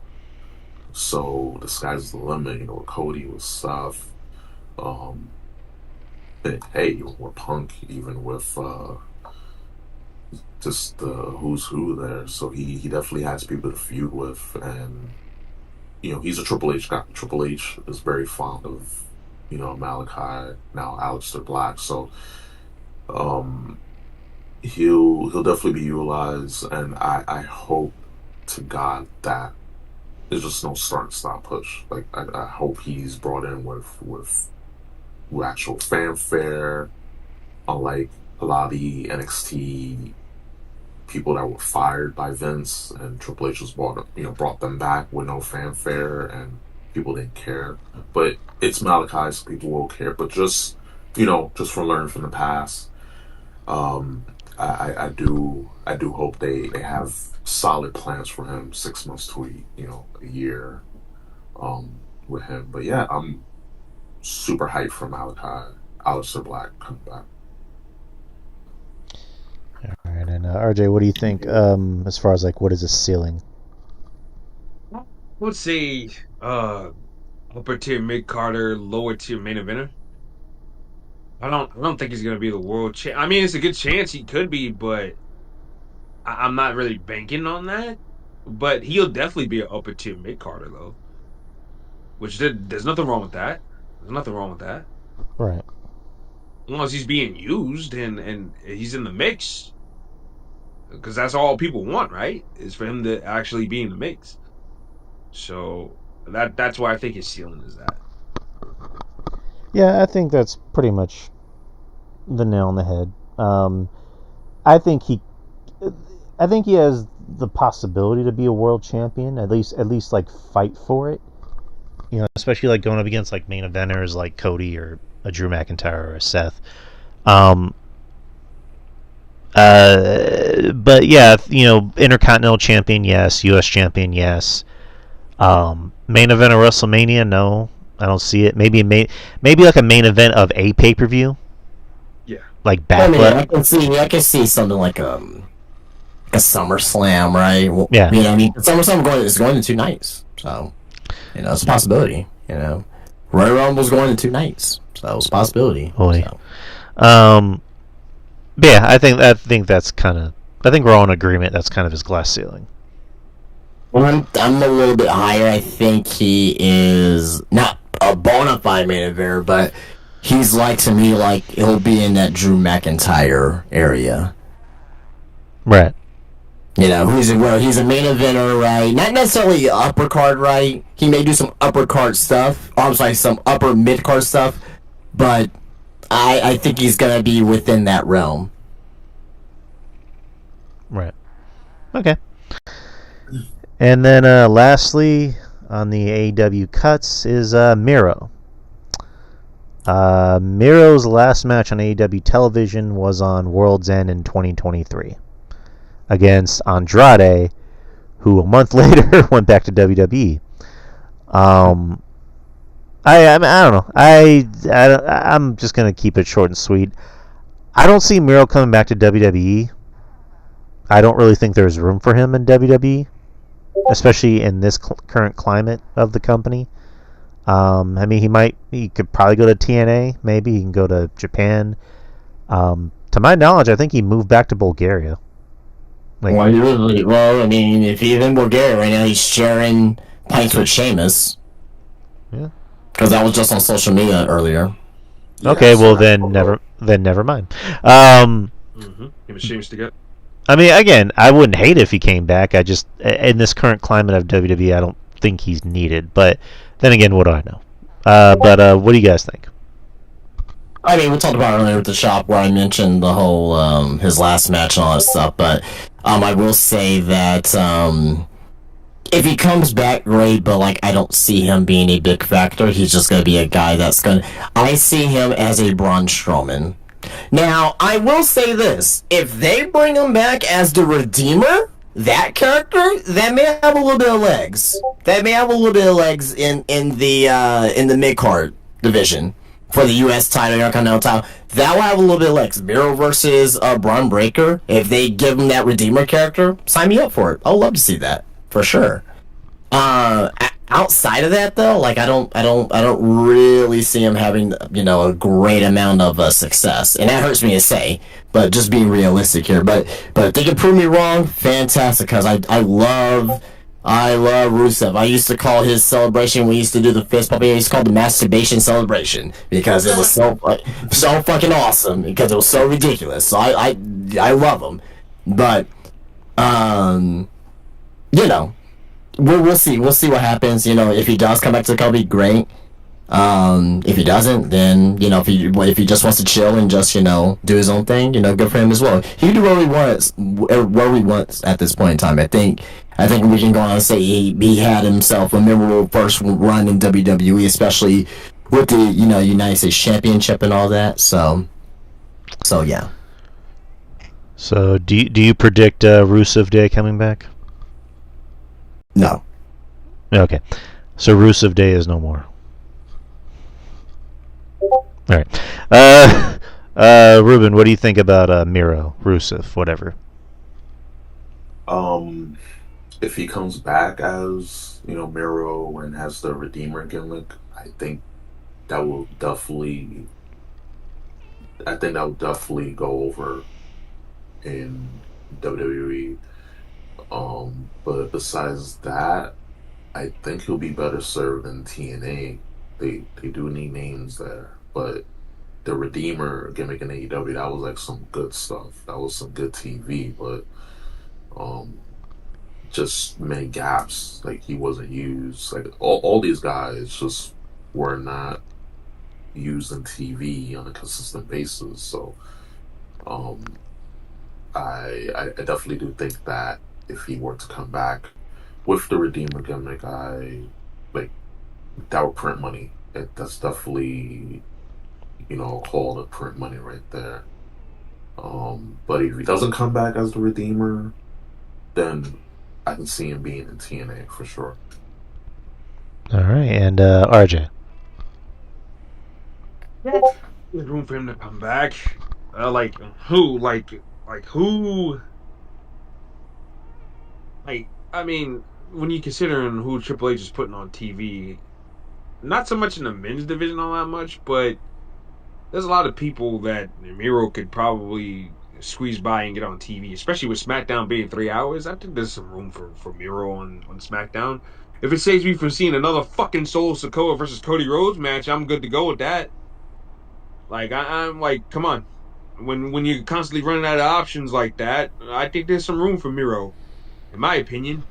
So yeah, the Rusev Day, the ship has passed on that. I don't think they're gonna call him Miro in WWE, but I mean, but you're not gonna have a Rusev Day without fucking Aiden English there. So of course not. But yeah, I if we can do some sort of new twist on the Redeemer stuff, I think you're good to go because that was a badass character. It was great shit. And look, I will always give Miro credit for this too. He planted the seed for his downfall and made it easier for us to believe when he actually lost that belt that it was believable. So I always give him credit for that or whoever came up with that, but that was very unseen in wrestling. He gave people his weakness and it got exploited and that's how he lost. But Miro is an athlete, a freak beast, and he looks fucking great. Latest pictures of him, he looks better than ever. Like as far as shape wise goes and physique, he looks great. So I would love to see him back in WWE. Do I think it will happen? I think there's some room for that. I think it will happen. That's probably why he was hanging out with Sheamus. Hey, bro, you think I can get job? So yeah, we'll see what happens though. But yeah, it'd be a hell of a Raw at the Mania surprise because Lord knows Triple H has been dropping the ball with that the last couple of years. So well, hold on. Now, I gotta say this: 2023. That was fucking Vince. The Vince show. That was terrible, even for Vince standards. That was Vince show. Last year, yes. But that tweet, I even came on the record and told Drew, I'm like, that was not a Triple H show. That was a Vince McMahon show. But yeah, I digress. That was buttercream boo boo. Like, boo boo. It was bad. It was bad. All right. BAD, man. So we went through the cuts. So let's do our own little bus flip. Preferably, let's. We still have time for that, yeah.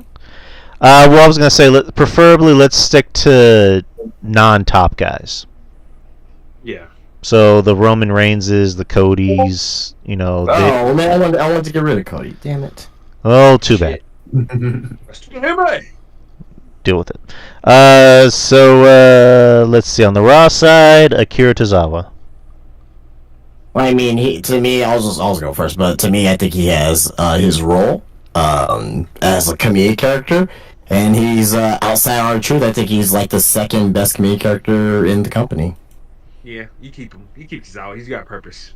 All right, keep. At least Tozawa gets a reaction and people like react to him and shit like that. You guys like the dance, Yeah, and to me that's always worth keeping. So he's got something. As long as like I said, you react to them. The people like them. People like the Alpha Academy group. So I mean, you keep it at.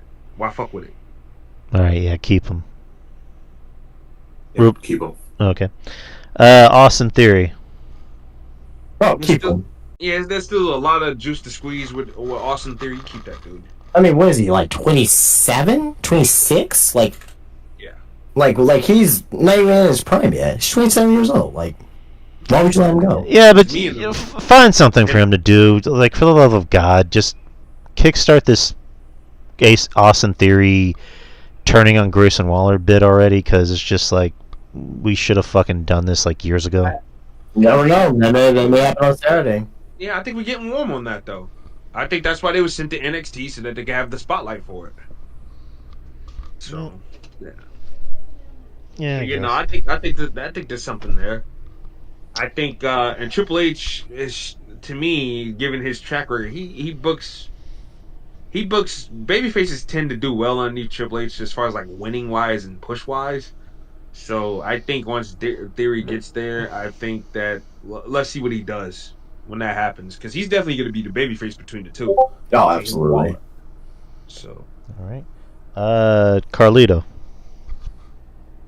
honestly, For me, I'll say let him go as a wrestler, keep him as an agent. I don't really think there's really purpose of him really being a wrestler at this point in time. You know what I mean? But I think he'll serve very well as an agent, though, for sure. But as an actual in ring, I mean, I don't really see the purpose. I mean, he doesn't really wrestle. He's just there in the background to make make these funny comics. So yeah, just get rid of him as a wrestler. He doesn't really do anything. I guess keep him as an agent, like you said. Maybe keep him as a producer. I don't know. yeah, honestly, yeah, done as a wrestler, but as an agent and producer, yeah, I don't see why not. Ruben. Yeah, I agree. Definitely keep him as a, agent backstage. As far as him wrestling, yeah, that ship is sold. I mean, he's not bad. He's, definitely decent in the ring. We know that, but it's just like, what else can he do? He's not going to be factored in anything. So definitely. I mean, yeah. I mean, that's why I questioned in the first place when Carlito coming back. And, like, okay, Carlito's back, but what is he gonna do? Like, people want him to win, like, the fucking, United States Championship in here. And I'm like, no. No. Yeah, that ship is sold. That wasn't a good idea then. Certainly not a good idea now. So. Bye-bye. Yeah. Let's see. LWO excluding Ray. Keep everyone but Fire Ray. Excluding Ray. Oh, excuse the fuck out of me. Keep them. You need bottom tier tag teams in the company. Unless we get like another big signing, you gotta let some fat go, due to budgetary reasons. But outside of that, I think they should keep them. I think we should just let him go. It's clear that Triple H ain't doing nothing with these. He didn't do anything with these guys in NXT, and he ain't doing nothing with them now. So why waste money? Why continue to waste money on these two guys you're not going to use at all, except for being Rey Mysterio's cheerleaders? And that's great that this Rey Mysterio has cheerleaders, and you can pay these guys to be cheerleaders. But at the end of the day, TKO is going to be like, "What the fuck, dude? Why are we wasting money on these guys being cheerleaders?" Yeah, they add nothing. They add nothing to the show. They weren't. And one guy's not even Latin. Yeah, even fucking Dom pointed out on the show. He's like, the wannabe Latino. So they didn't do anything on NXT that was spectacular at all. They really didn't do anything on NXT. They're great wrestlers. They're great wrestlers. It's not like they show up and blow ass. It's just that Triple H ain't letting them wrestle for whatever reason. Right. So Dragon Lee, I think, has something to offer, at least. But yeah, the other Ray. He's got to get away from Ray, man. Right. Jesus Christ. Dragon Lee is good, and it pains me that people are like, "Who's that Rey Mysterio knockoff?" Because it's like, dude, he's much more than just a Rey Mysterio knockoff. Well, I'll say this, man. I mean, I really like Dragon Lee. I love him, but once Ray Finks gets there, it's It doesn't look good for him. It's like Dragon who? Like, I think Dragon Lee is more of a cleaner wrestler than Ray Phoenix. Ray Phoenix can get a little sloppy at times too. he's a little sloppy, but that doesn't matter once people are gonna see the shit that he does in the ring, like the oohs and ahs and the flips and all that stuff. Well, one thing we ain't got to worry about is that Ray Phoenix is good. He's bound to hurt himself again. Watch, I'm telling you. I don't want to say. Yeah. Yeah, he's very reckless, man. He's very reckless. So we'll see. But hey, Dragon Lee, man. I don't know, man. They called him up for nothing. I was gonna say, I think they called him up way too quick. Unless, I'm trying. I'm really trying to think of something that's a little bit beneficial for him. And right now, I can't really put my foot on like what's gonna be very beneficial for him at the end of the day. He's got to kick Rey Mysterio in the balls. They can. Unless if they form like they could probably do this. They could probably do a trios and have Ray Phoenix and Dragon Lee as a tag team and have Penta as the main single star. You good? Dragon Lee can be a good heel too. I think people forget that. Yeah, he was great over there in New Japan. You know, He was a great heel in Ring of Honor too with Rush. yeah. Dragon Lee's a little shit, little. Yeah, he's a little shit guy. Oh my God, Hey, that family, you know, that family's got a rep. But Ruben, what do you think? I like the LWO, excuse me, but it's just it's there, and you do need some undercard, lower guys. And Dragon Lee, it's a shame. Like I like Dragon Lee. I'll say just keep them, but they got to be used. They got to be put into some sort of program, or else I would just release the whole LWO. But Zelina, I will keep Zelina for Andrade. She'll be paired up with Andrade, and she'll have him she'll do all the talking for Andrade. That's what I would do. But just keep everyone for now.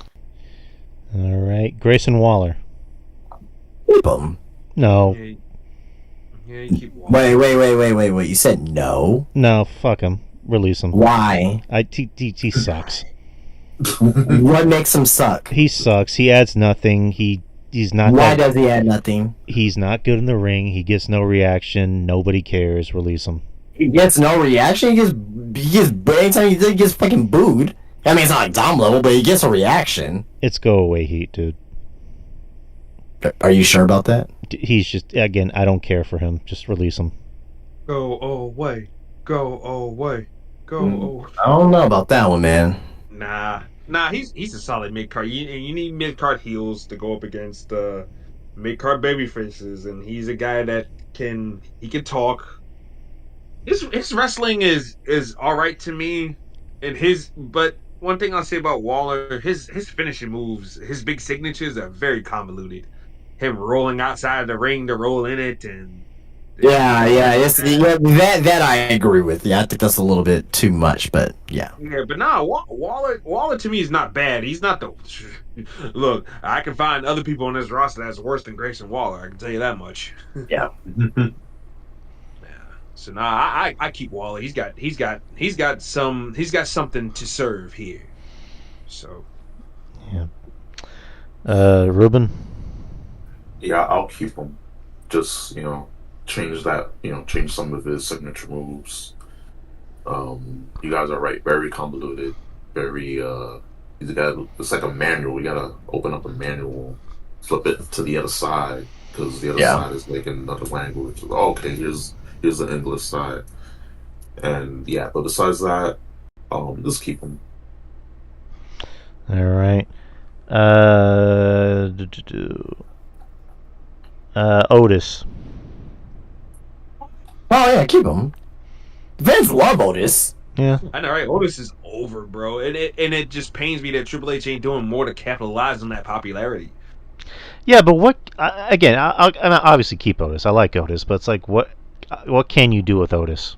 Like, what's his glass ceiling? Not everybody needs to like be in Main event. like not even main event, but going after titles or even mid card. There's people there that just pop the crowd and like make the crowd feel good and get a reaction out of them and do crazy spots and we need a meat match on Raw, and Otis can do that. Like everyone has a role. Not everyone on a championship team.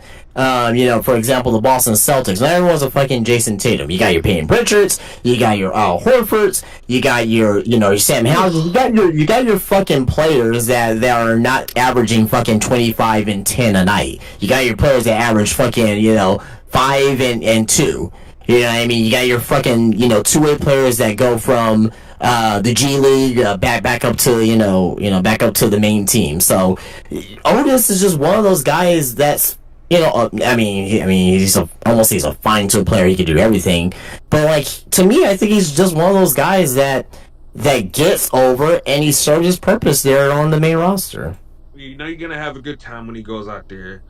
What he does is not corny to the point where you're cringing. You're laughing along. You're having a good time. You're having fun. It's fun when Otis is out there, and that's fine. We need that to break up the seriousness of the show. Don't we get a little tired when it's just serious match after match? Otis is there to help break it up a little bit, and you're gonna have a good time. Otis is gonna shake his belly around. Oh yeah, and Caterpillar time. Oh yeah. Exactly. You're gonna have a good time, so that's fine. I miss the Tucky. Yeah, I miss that. Yeah, I miss that, man. Vince fucked that up. He fucked that up. But Otis got over. Otis got over, and Vince didn't see any upside in Tucker. So I mean, there you go. There you go. But Tucker was like fucking Big Bill the way he talked, like the New York accent. I don't know if he was from New York, but yeah. Tucker wasn't a bad wrestler either. He was actually a really fun big man as well, but he just didn't have the personality like Otis had, Oh yeah. And Ruben, what do you think? Keep him. Like, he pops the crowd. He's over. He has that sympathetic side to him. So I'll definitely keep him. Like, you gotta, like, Arthur was saying earlier, you gotta break up the seriousness and the matches with, some comedy, some levity. And dude's over. Like, you see Otis come out, dude's over. So I'll keep him. All right. Pete Dunne. Man, I love Pete Dunne. I mean, damn, man. I don't want... Like, he has his purpose to me. Like, he's a great in-ring wrestler, man, but I feel like they never fully tapped into what he was like in fucking 2017 when he first came in the United Kingdom tournament. So, I mean, Triple H obviously loves Pete Dunne. And he's still young. He's still young, too. I think he's like the same age as Austin Theory. I don't see him at this point as a top guy or ever being a top. Oh, he's 31. Shit, that age years went by very fast because he was 23. He was 23. Damn, he's 31. Fuck, because he was 23 when he came in. So that means Tyler Bate is fucking 27 now. Holy shit, that's crazy. But anyway, I mean, I like him. I think he's good at what he does. I'll keep him, but people will say he's boring, but I just don't think they fully on the main roster tapped into his craze side of the Bruiserweight. Again, if you watch the United Kingdom tournament back in 2017 and the tournament was based around him and basically injuring people and shit like that, and also him in Progress as well. He was in fucking Progress, man, with fucking the original version of Mustache Mountain, man. He was a despicable, tested heel. He was known as one of the best heels in wrestling during that time frame. Pete needs to cut that hair. I can't take him seriously with that hair blown in his face. I think he needs to go back to that look where he looks snobby, where he can emote a whole lot more. Yeah. And I think he needs to go back to being that vicious guy again. But I think he's another guy that needs guys around him. What he lacked in personality, obviously due to his gimmick, where he played the serious man, you had Tyler Bate right there being the young, naive boy next to him, but you had Trent Seven, who was the grizzled, slightly charismatic vet that did the talking for the group. I think Pete Dunne needs that around him in order for him to be interesting. Because him Yeah. on his own being, like my old podcast partner used to say, looking like an emotionalist lesbian there, that's not a good look. It's not a good look, you know. How's somebody supposed to get a read off that? You can't get a read off that. So I think he needs other people around him. So it's a good thing that Tyler Bates on the way back soon, but I think putting a third guy with them might help. Well, I mean, I don't know if these interactions with Ludwig Kaiser is going to lead to anything, but I kind of hope it does. Like, I wouldn't mind them being a tag team. I mean, I also wouldn't mind if they put Pete Dunne in Imperium, like that. They have the same type gimmick, anyways. Why not? I mean, sure, but sure. Wouldn't that be I don't know. I mean, sure, whatever. I really don't have really much of an opinion off of it. Oh, I'd be fine with it. But Ruben, what do you think? Like with Pete Dunne, if he doesn't change his gimmick, because I like Pete Dunne. I remember him during the NXT UK days, and especially when he was just cruiserweight, just hurting people, injuring people, and that was great. When he was NXT UK champion, but the whole Butch gimmick really, it just really like hurt his momentum. Like I feel he never recover from that, in my opinion. And start not much start and stop pushes, but mostly the Butch stuff like that. That was just no bueno for him. I'll say keep him, but if you don't have anything going for him in the next like few months, I'll if this was my bus flip, I'll just release him. All right. And Tyler Bate. Keep him. I think Tyler Bate is way more charismatic to me than a Pete Dunne. In ring, he's fucking fantastic too as well. I just think again, it's kind of like him and Gargano and Ciampa. Like they just need something that the fans can latch onto, and once the fans latch onto them, they will get over. But if they just I don't know, like. The main roster fans are way different from what it was in NXT. So NXT fans, or the original NXT fans, they love more straight wrestling oriented base shows. This is more character based development, and wrestling too as well. But to me, it's like you need to develop him. Not necessarily as a character, but put him in storylines that people are gonna be emotionally invested in. So. Yeah, and I think another thing is I think they need to focus on his strength. The fact that the big strong boy. I think they need to find ways to get that over with oppressive feats of strength. I think they really need to focus on that aspect of his game as well, because he is a strong little motherfucker. Look how built he is. Like he's a built little motherfucker, and he is a good wrestler. He is charismatic. With some limits because of he's playing a throwback wrestler, a young throwback wrestler, but I think he's good. He's been good ever since he was 19, and well, even beyond that. Yeah. But I think he's got something. He's got something, and you keep him because they just called him up last year, and he got hurt right away, almost right away, and I think. Let's give him a chance to come back, see what he does when he comes back, and I guess we'll revisit this sometime down the line. But for now, I'll keep him. All right. And what about you, Ruben? Yeah, I keep him. Like Tyler Bate is awesome. It's just he needs a type of story where people can get invested in his character. Is just having him in wrestling matches. We know he'll put out bangers, but you do need that element of storytelling with him to emphasize his strengths. Like that's one of the things you learn in life. Just you gotta emphasize your strengths, and with Tyler Bate, you gotta do that with him. But I like him. He's cool. Definitely keep him. All right. So since we're a little short on time for this next batch, let's just keep it to either cut or keep.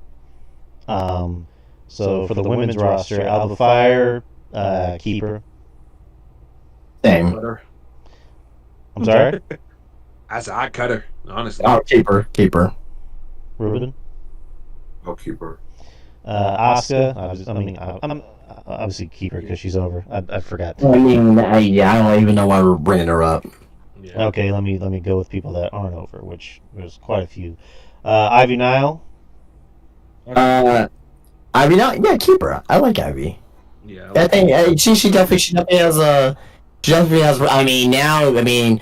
She's really being put into a corner now with as far as like these strong women because you got Jordan Grace, who's a way better version of a Ivy Nile, and you got Zarya, you got Rhea Ripley, you got Jay Card.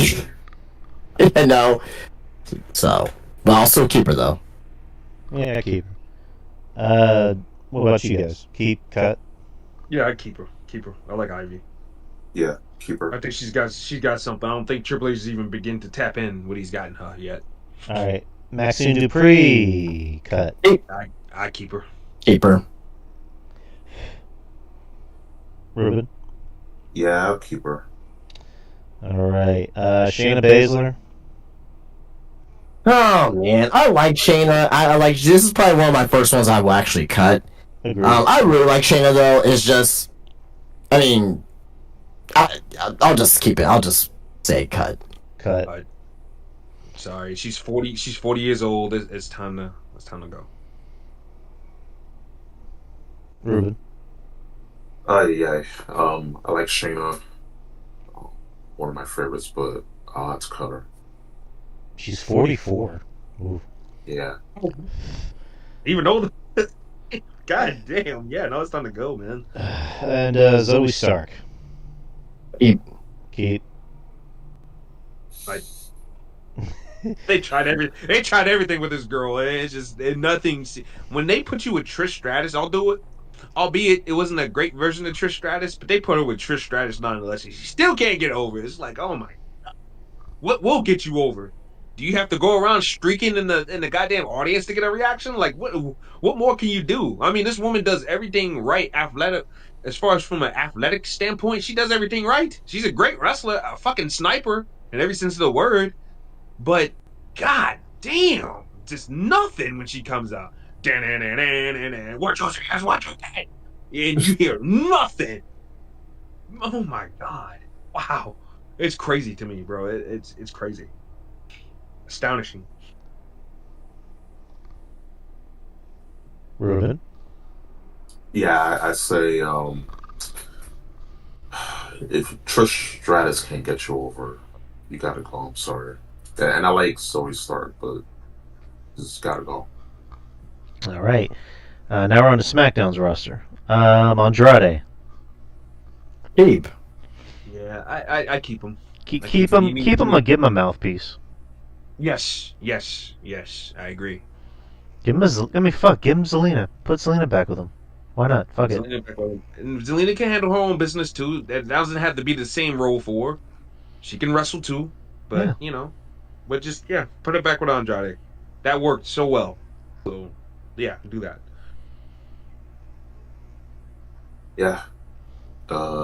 Keep Andrade, pair him up with Zelina, have her do the talking. All right. Legado del Fantasma. Keep. Yeah, I keep those guys. They still got something in the tank to give. I mean, all three of those guys are good, so I keep them. I mean, Angel has a lot of upside. Oh yes, he does. To me, like his full potential is not like full potential of this wrestler, but like character wise that he can be as like an Eddie Guerrero. I think he is so fucking good. Right. Yes, he is. Him as a Latin heartthrob, he was great in NXT, man. They called him up way too quickly, and Vince, I guess Vince didn't get it, even though he was the one that booked Eddie Guerrero, so he should get it, but for a reason he didn't get it. So, but yeah, He's Mexican. He can't get girls. Huh? On my grandstand. He's got an exotic accent. Pretty much. Lord. Ruben, what do you think? I'll definitely keep them. Like the group has some upsides. It just got to be used, and we need tag teams. We need tag teams. We need family. Right. Apollo Crews. How is he still here? Well, he's injured. He's injured. I don't give a fuck. How is he still here? Oh, whoa, damn. Oh, okay. Like, do you not like him or something? I never said that. I'm just saying. Okay, I'm kidding. I'm being a dick. Okay. No, just You like don't black people. that's the other guy. No. That's funny. No. It's just like he's been here for 10 years. I know. He's been here for 10 years. It's insane. But no, I mean, like I like Apollo. He's very talented. I mean, he's just. I like you still. At the end of the day, you can't fire everybody. Like you still need guys that'll be there to put over the other guy. So, and we're not taking this account as well. A lot of people ask, like, how's the talent here? How's the talent here? There's some of these talent that do a lot of fucking, a lot of community stuff as well. right. You know what I mean? So I'm not saying, that's all you should be there for, but like someone like Omos, right? Like, you go do a press release and you send a big ass 7 foot, 4 giant, over to, whatever, right? So, The greatest thing Apollo Crews has ever done on TV, besides the Black Panther gimmick, which I was digging, was when he had that pose down with Bobby Lashley that one time when he was dancing. That was like the greatest thing Apollo Crews has ever done on the fucking main roster in like almost 10 years. Right. I don't know. That was funny as fuck to me when he was dancing and shit. I'm like, oh, he's showing some personality here, man. That's actually pretty funny. Bobby Lashley was getting pissed, and Leo Rush was glazing over Bobby Lashley's ass for whatever reason. Man, that was weird, funny. Lashley. Look at the size of the guy. Look at it. Look at that magnificent ass. I'm like, wait, what? Leo. that was Renee Young. that was insane, not gonna lie. Renee Young said that we got to get Bobby Lashley to the hotel room so he can show him his best assets. I'm like, what? Yeah, that was insane. Oh, him bending over and man, holy shit, disgusting. Leo, right? Yes. Like what? Oh God. What the fuck is this? Oh man. Wacky times with Vince McMahon, huh? Yep.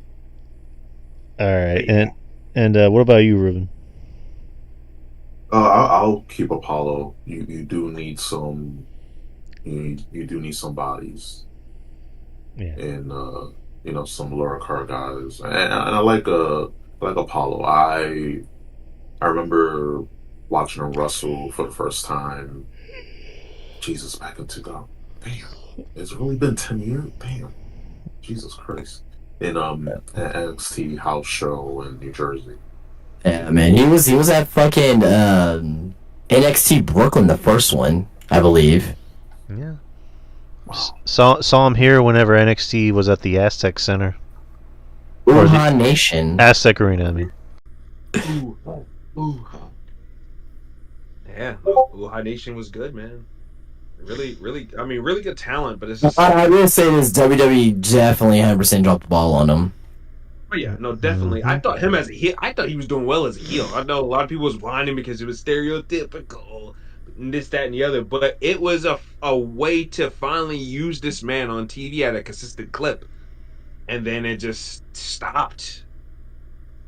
Even though I think they should have gave him Omos instead of Commander Aziz, because he's a big goofy. That fucking Baba Tunde or whatever the fuck his name is, Dabakato, he's a big goofy looking motherfucker. That guy sucks.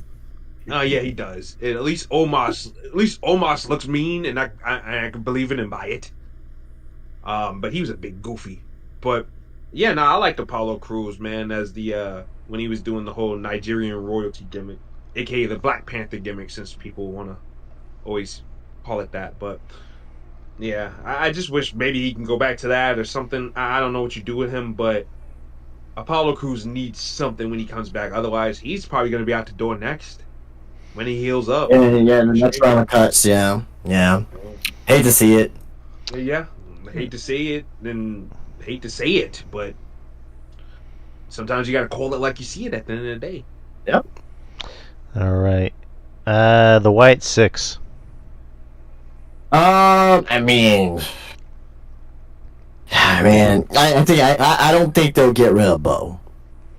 I don't think they'll get rid of Bo. I think whatever they're gonna do, they're probably gonna do something with Alexa Bliss, maybe. I don't know, but I think everyone in that group is talented in some aspect, and they have a place on the show. I just hope that that they do something with them prominently. They feud with the Final Testament, and yeah. So I don't know what they're gonna be doing with this group. So yeah, I keep them. Obviously, there's something. They have a unique act. I wish Triple H would stop giving them the attraction treatment, and what I mean by that is not developing them on TV, but instead use them in special occasions. I wish he would just let them, especially for a guy like Gacy and Loomis. They need reps, man, because that could be tag team champions. That can be something that can help inject some more life into your tag team division over there. yeah. Because they're a fun team, like the way they work, and Rowan. I mean, you could switch the 3 out. Rowan works well with those guys too, so they're a good team. So I just need Triple H to use them more. I get it. Bo's injured right now, which is why he's been missing in action. Yeah. So Yeah, you're not gonna put the White Six on TV when Bo's injured. So right, you're not doing that. So when they come back, I'm gonna need Triple H to do more with those guys, because, and not even just for Bo, but for Nikki Cross and for the rest of the guys, because you have a chance here to make stars besides Bo Dallas and Nikki Cross. You can do something with Gacy and Loomis as a team, and Eric Rowan right there to be an alternate, because Lord knows he's another one that can't stay healthy to save his life. So yeah, they got to keep Big Man on a little bit of a leash there, but yeah, let the other two guys run wild, man. Like just let those guys run wild. Do more with them when they come back, because I feel like they were kind of wasting them even before Bo got injured. Right. Yeah, I mean, I think out of everyone, Dexter probably has more upside. To kind of, I think he has a look. I mean, I'm still surprised they don't let him talk, because he can actually talk. No. That's just my opinion, but I don't think you don't think he has upside? We'll define upside. I mean, he is 40 years old, so I mean, upside is kind of like, But that's why I'm like I like define upside here. Let's define that. Like I like him, but I mean, are we talking about him winning titles or something like that? Like, what are we defining as upside here for him? I like he's 40. He is who he's gonna be at this point. You know? When you hear the term upside, to me is like Julius Creed. Like that's a guy I think has upside. Like if I'm picking somebody that I'd rather see given more TV time, it's Dexter. That's just kind of how I'm gonna put it. Bo, I think, is gonna have a job for life, which is fine, because he's Bray's brother and he seems like a nice kid. Triple H loves the fuck out of Bo Dallas too. Yeah. Nikki, just not never really was the biggest fan of Nikki. I think I think kind of like what RJ just said, like with Gacy and what's his name? I just mentioned his fucking name, Dexter. See you, Loomis. Yeah, it's just like that could have easily been a tag. Those could have easily been tag team champions a long time ago, but you know, Triple H for whatever reason is treating them like attractions, and it doesn't make any sense as to why. Right. And then Eric, Rowan again seems like a sweetheart of a man, but it's like, what's he doing? I mean, it's kind of hard to let him go in particular. I know, but it's just like, I mean, I get it. I get it, but like maybe he could be an agent or something like that. But like, I wouldn't just have him just leave the company in total. Like, I mean, He can Right. make merch. Let that Yeah. motherfucker make merch for them. Make masks and I mean, this dude, he's an artsy motherfucker, and Lord knows they need help in the art department. So I mean, there's a role for Eric Rowan within the company, from the corporate side of things. But I mean, now they put Joy. What was Joey Styles' job for years? Like he was like, website guy. yeah, the website guy. Yeah. Man, there's other roles for him to do, but I don't know, man. The wrestling and Eric Rowan's gotta be in his mid-40s at this point, because I was 19 years old when he was in developmental doing the Viking gimmick in FCW. So I know he's got to be in his mid-40s at this point. So yeah, I don't think he's gonna last much longer, to be honest with you. But I don't even know if his body's even gonna be able to hold up, because like I said, this guy's had a lot of injuries, even dating back to his days at FCW. Let me put this this way: when this guy debuts with a fucking knee brace on his knee, I mean that should tell you everything you need to know. all right. And what were you gonna say, Ruben? So with the Wyatt Six, I'll keep them. Like they, like the whole group as a whole definitely has upside. I definitely think that them not being on TV on a consistent basis is it's not a good look. But I'll say just keep them, especially with Bo. Like we know Bo has a job for life, so like just thinking about releasing them is just it doesn't make any sense. All right. And I'm going to do one more for the men's roster on SmackDown. Tongaloa. Why are we separating Tiger Lord from everyone else? I'm bringing up people that actually are doing something on television. He's injured. Okay. He's injured. Okay, never mind then. All right, Get rid of him. Like, wait. get rid of him. He doesn't get Medicare Why not bring up Tamatanga? because Tamatong is actually entertaining.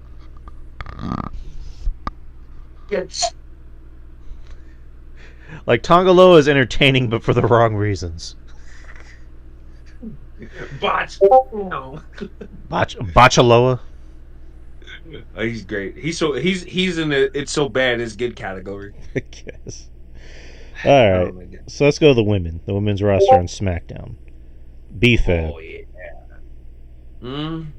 I think she's improving steadily, but I think they need to kind of put the I won't say put the gas on her, but like they kind of need to do a little bit something with her to kind of make that, But we'll see. What?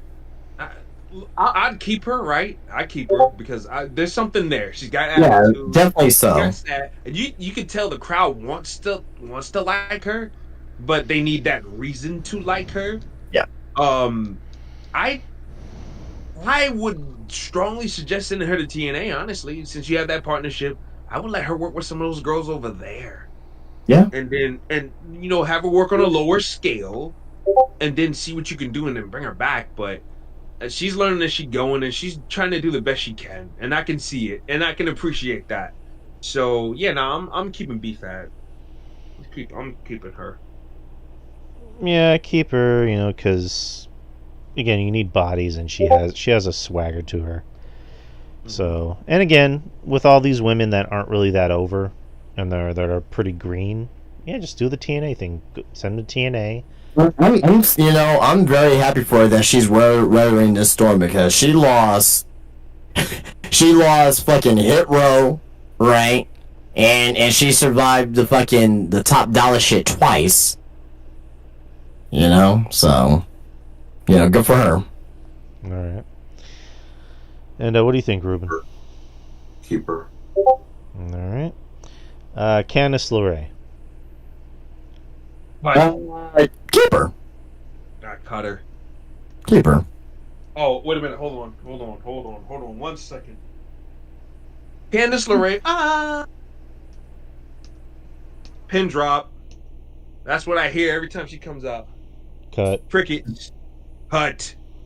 I'm sorry. Look, I love Candice LeRae. Like, Candice LeRae, I go way back with her from PWG when her and Human Tornado had that huge storyline, right?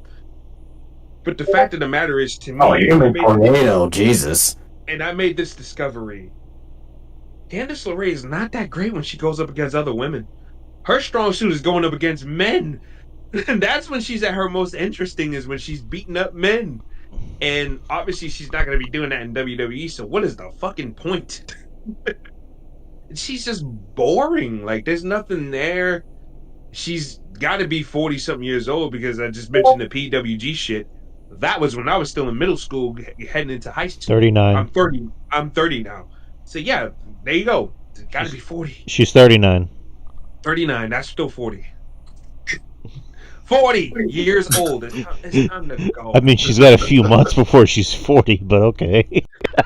She's 40 years old and pegging Johnny Gargano. Like, it's time to go.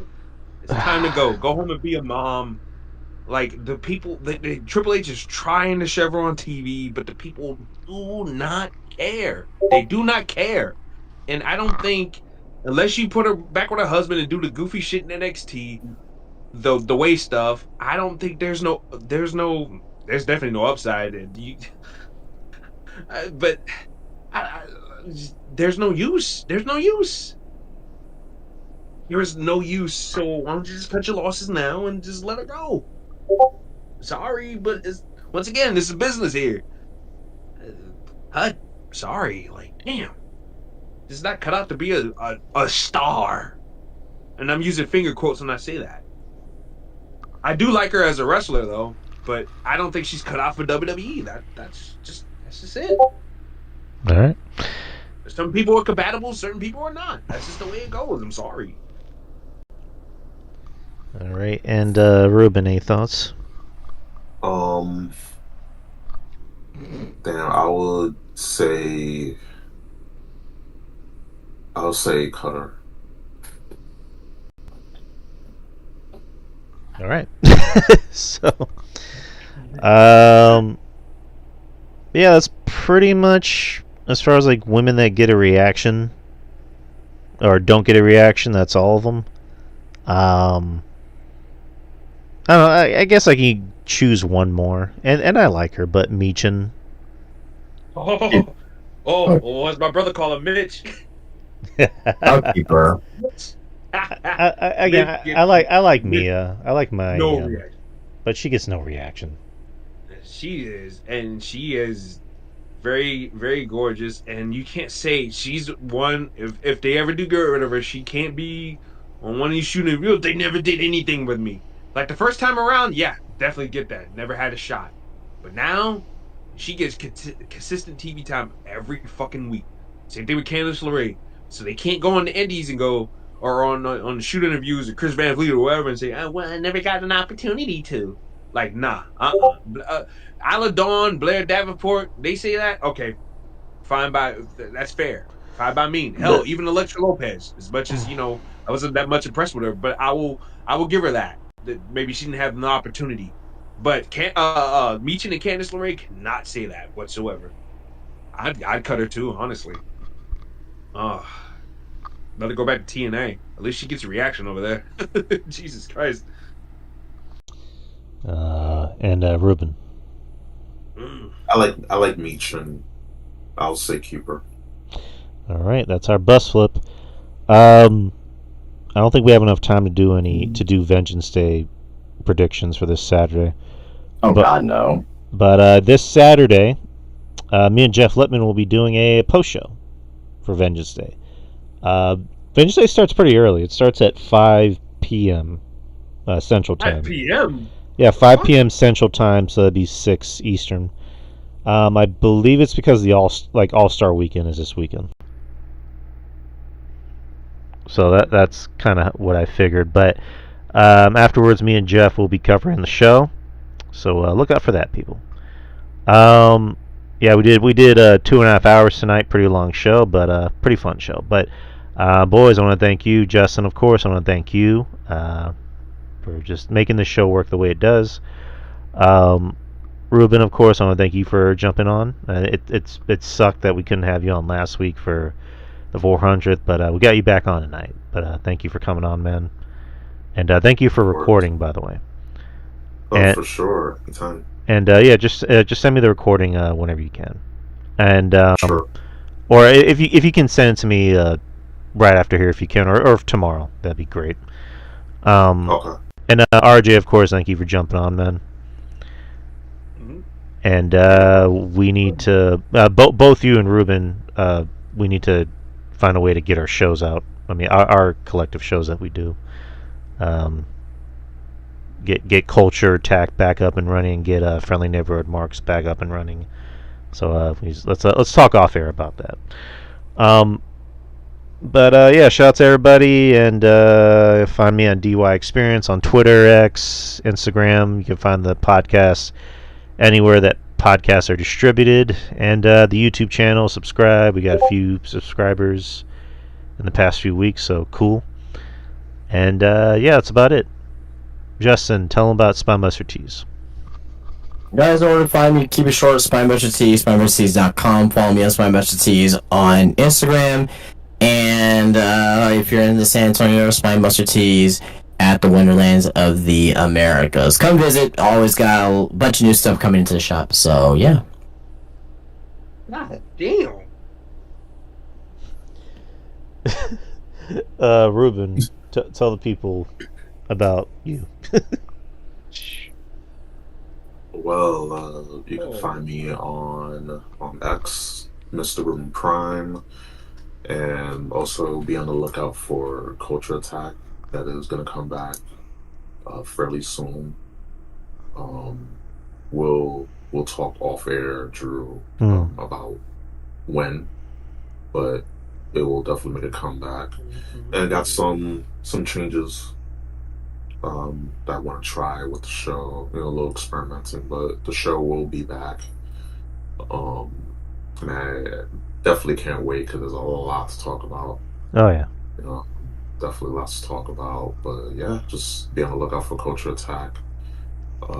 Check it out on YouTube, TikTok. I do have a TikTok. And for those who still have TikTok on your phone, they're worth a lot of money. So take that as you will. I found that out the other day. So just that you can't download the TikTok app. So yeah, like people are paying big bucks for phones that have the app installed. But yeah, if you have TikTok on your phone, definitely check out the Culture Attack TikTok, and check out just search Culture Attack. Still have the archived episodes, have the YouTube channel up, shorts up, everything. So just be on the lookout for new episodes later this month. And yeah, speaking of TikTok, if anyone's interested, you can actually download it off the website. So, Ooh, okay. If you have an Android, from what I heard, but well, I have an Android phone. Okay. okay. RJ, let's send us home. Tell the people about you. You can follow me on X, Twitter, whatever the fuck you want to call it, at Low RJ Unlimited. My words have no limits whatsoever. You can follow my YouTube page at the RTJXX. That's where I do my EFED stuff at CCW. We have a pay-per-view this week called, or actually, not even this week, but in a couple of days on Valentine's Day, called Killing in the Name of Love. Should be big. Should be fun. I'm also thinking about doing like short videos on my other YouTube page. Here soon, just do some little videos on there here and there, record some audio, maybe some gameplay or something like that, and just talk about various topics and stuff like that. So I don't have to sit at a desk for like an hour and just record. I could just whatever comes to my mind, I could just record it for like 15-20 minutes and just roll out and upload it. So Top 5 favorite I'm MILFs. oh my god, Sarah J's on the top of that list, huh? But in all seriousness, oh my god. But yeah, I'm gonna keep people posted on that because that's something I've been thinking about for a while now. Is just doing little things like that. Things I don't feel like is podcast worthy, but something I can get into, very quickly, get in, get out, clear my head, clear my thoughts, and just have it be done with. But yeah, that's pretty much it, guys. Thanks for having me on per usual, and shout out to the chat. Shout out to the chat, everybody that stayed rocking with us. Kyle, Maurice, Goof, Don Stoney's in the house.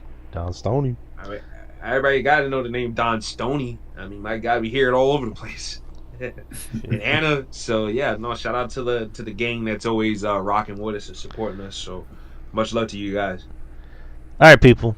We will see you this Saturday for Vengeance Day, and of course next week, same time, same channel.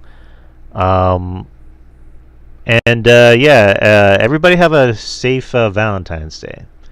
Whether you're spending it with a loved one, a friend, by yourself, there's love to be had in this world. So, yes, sir.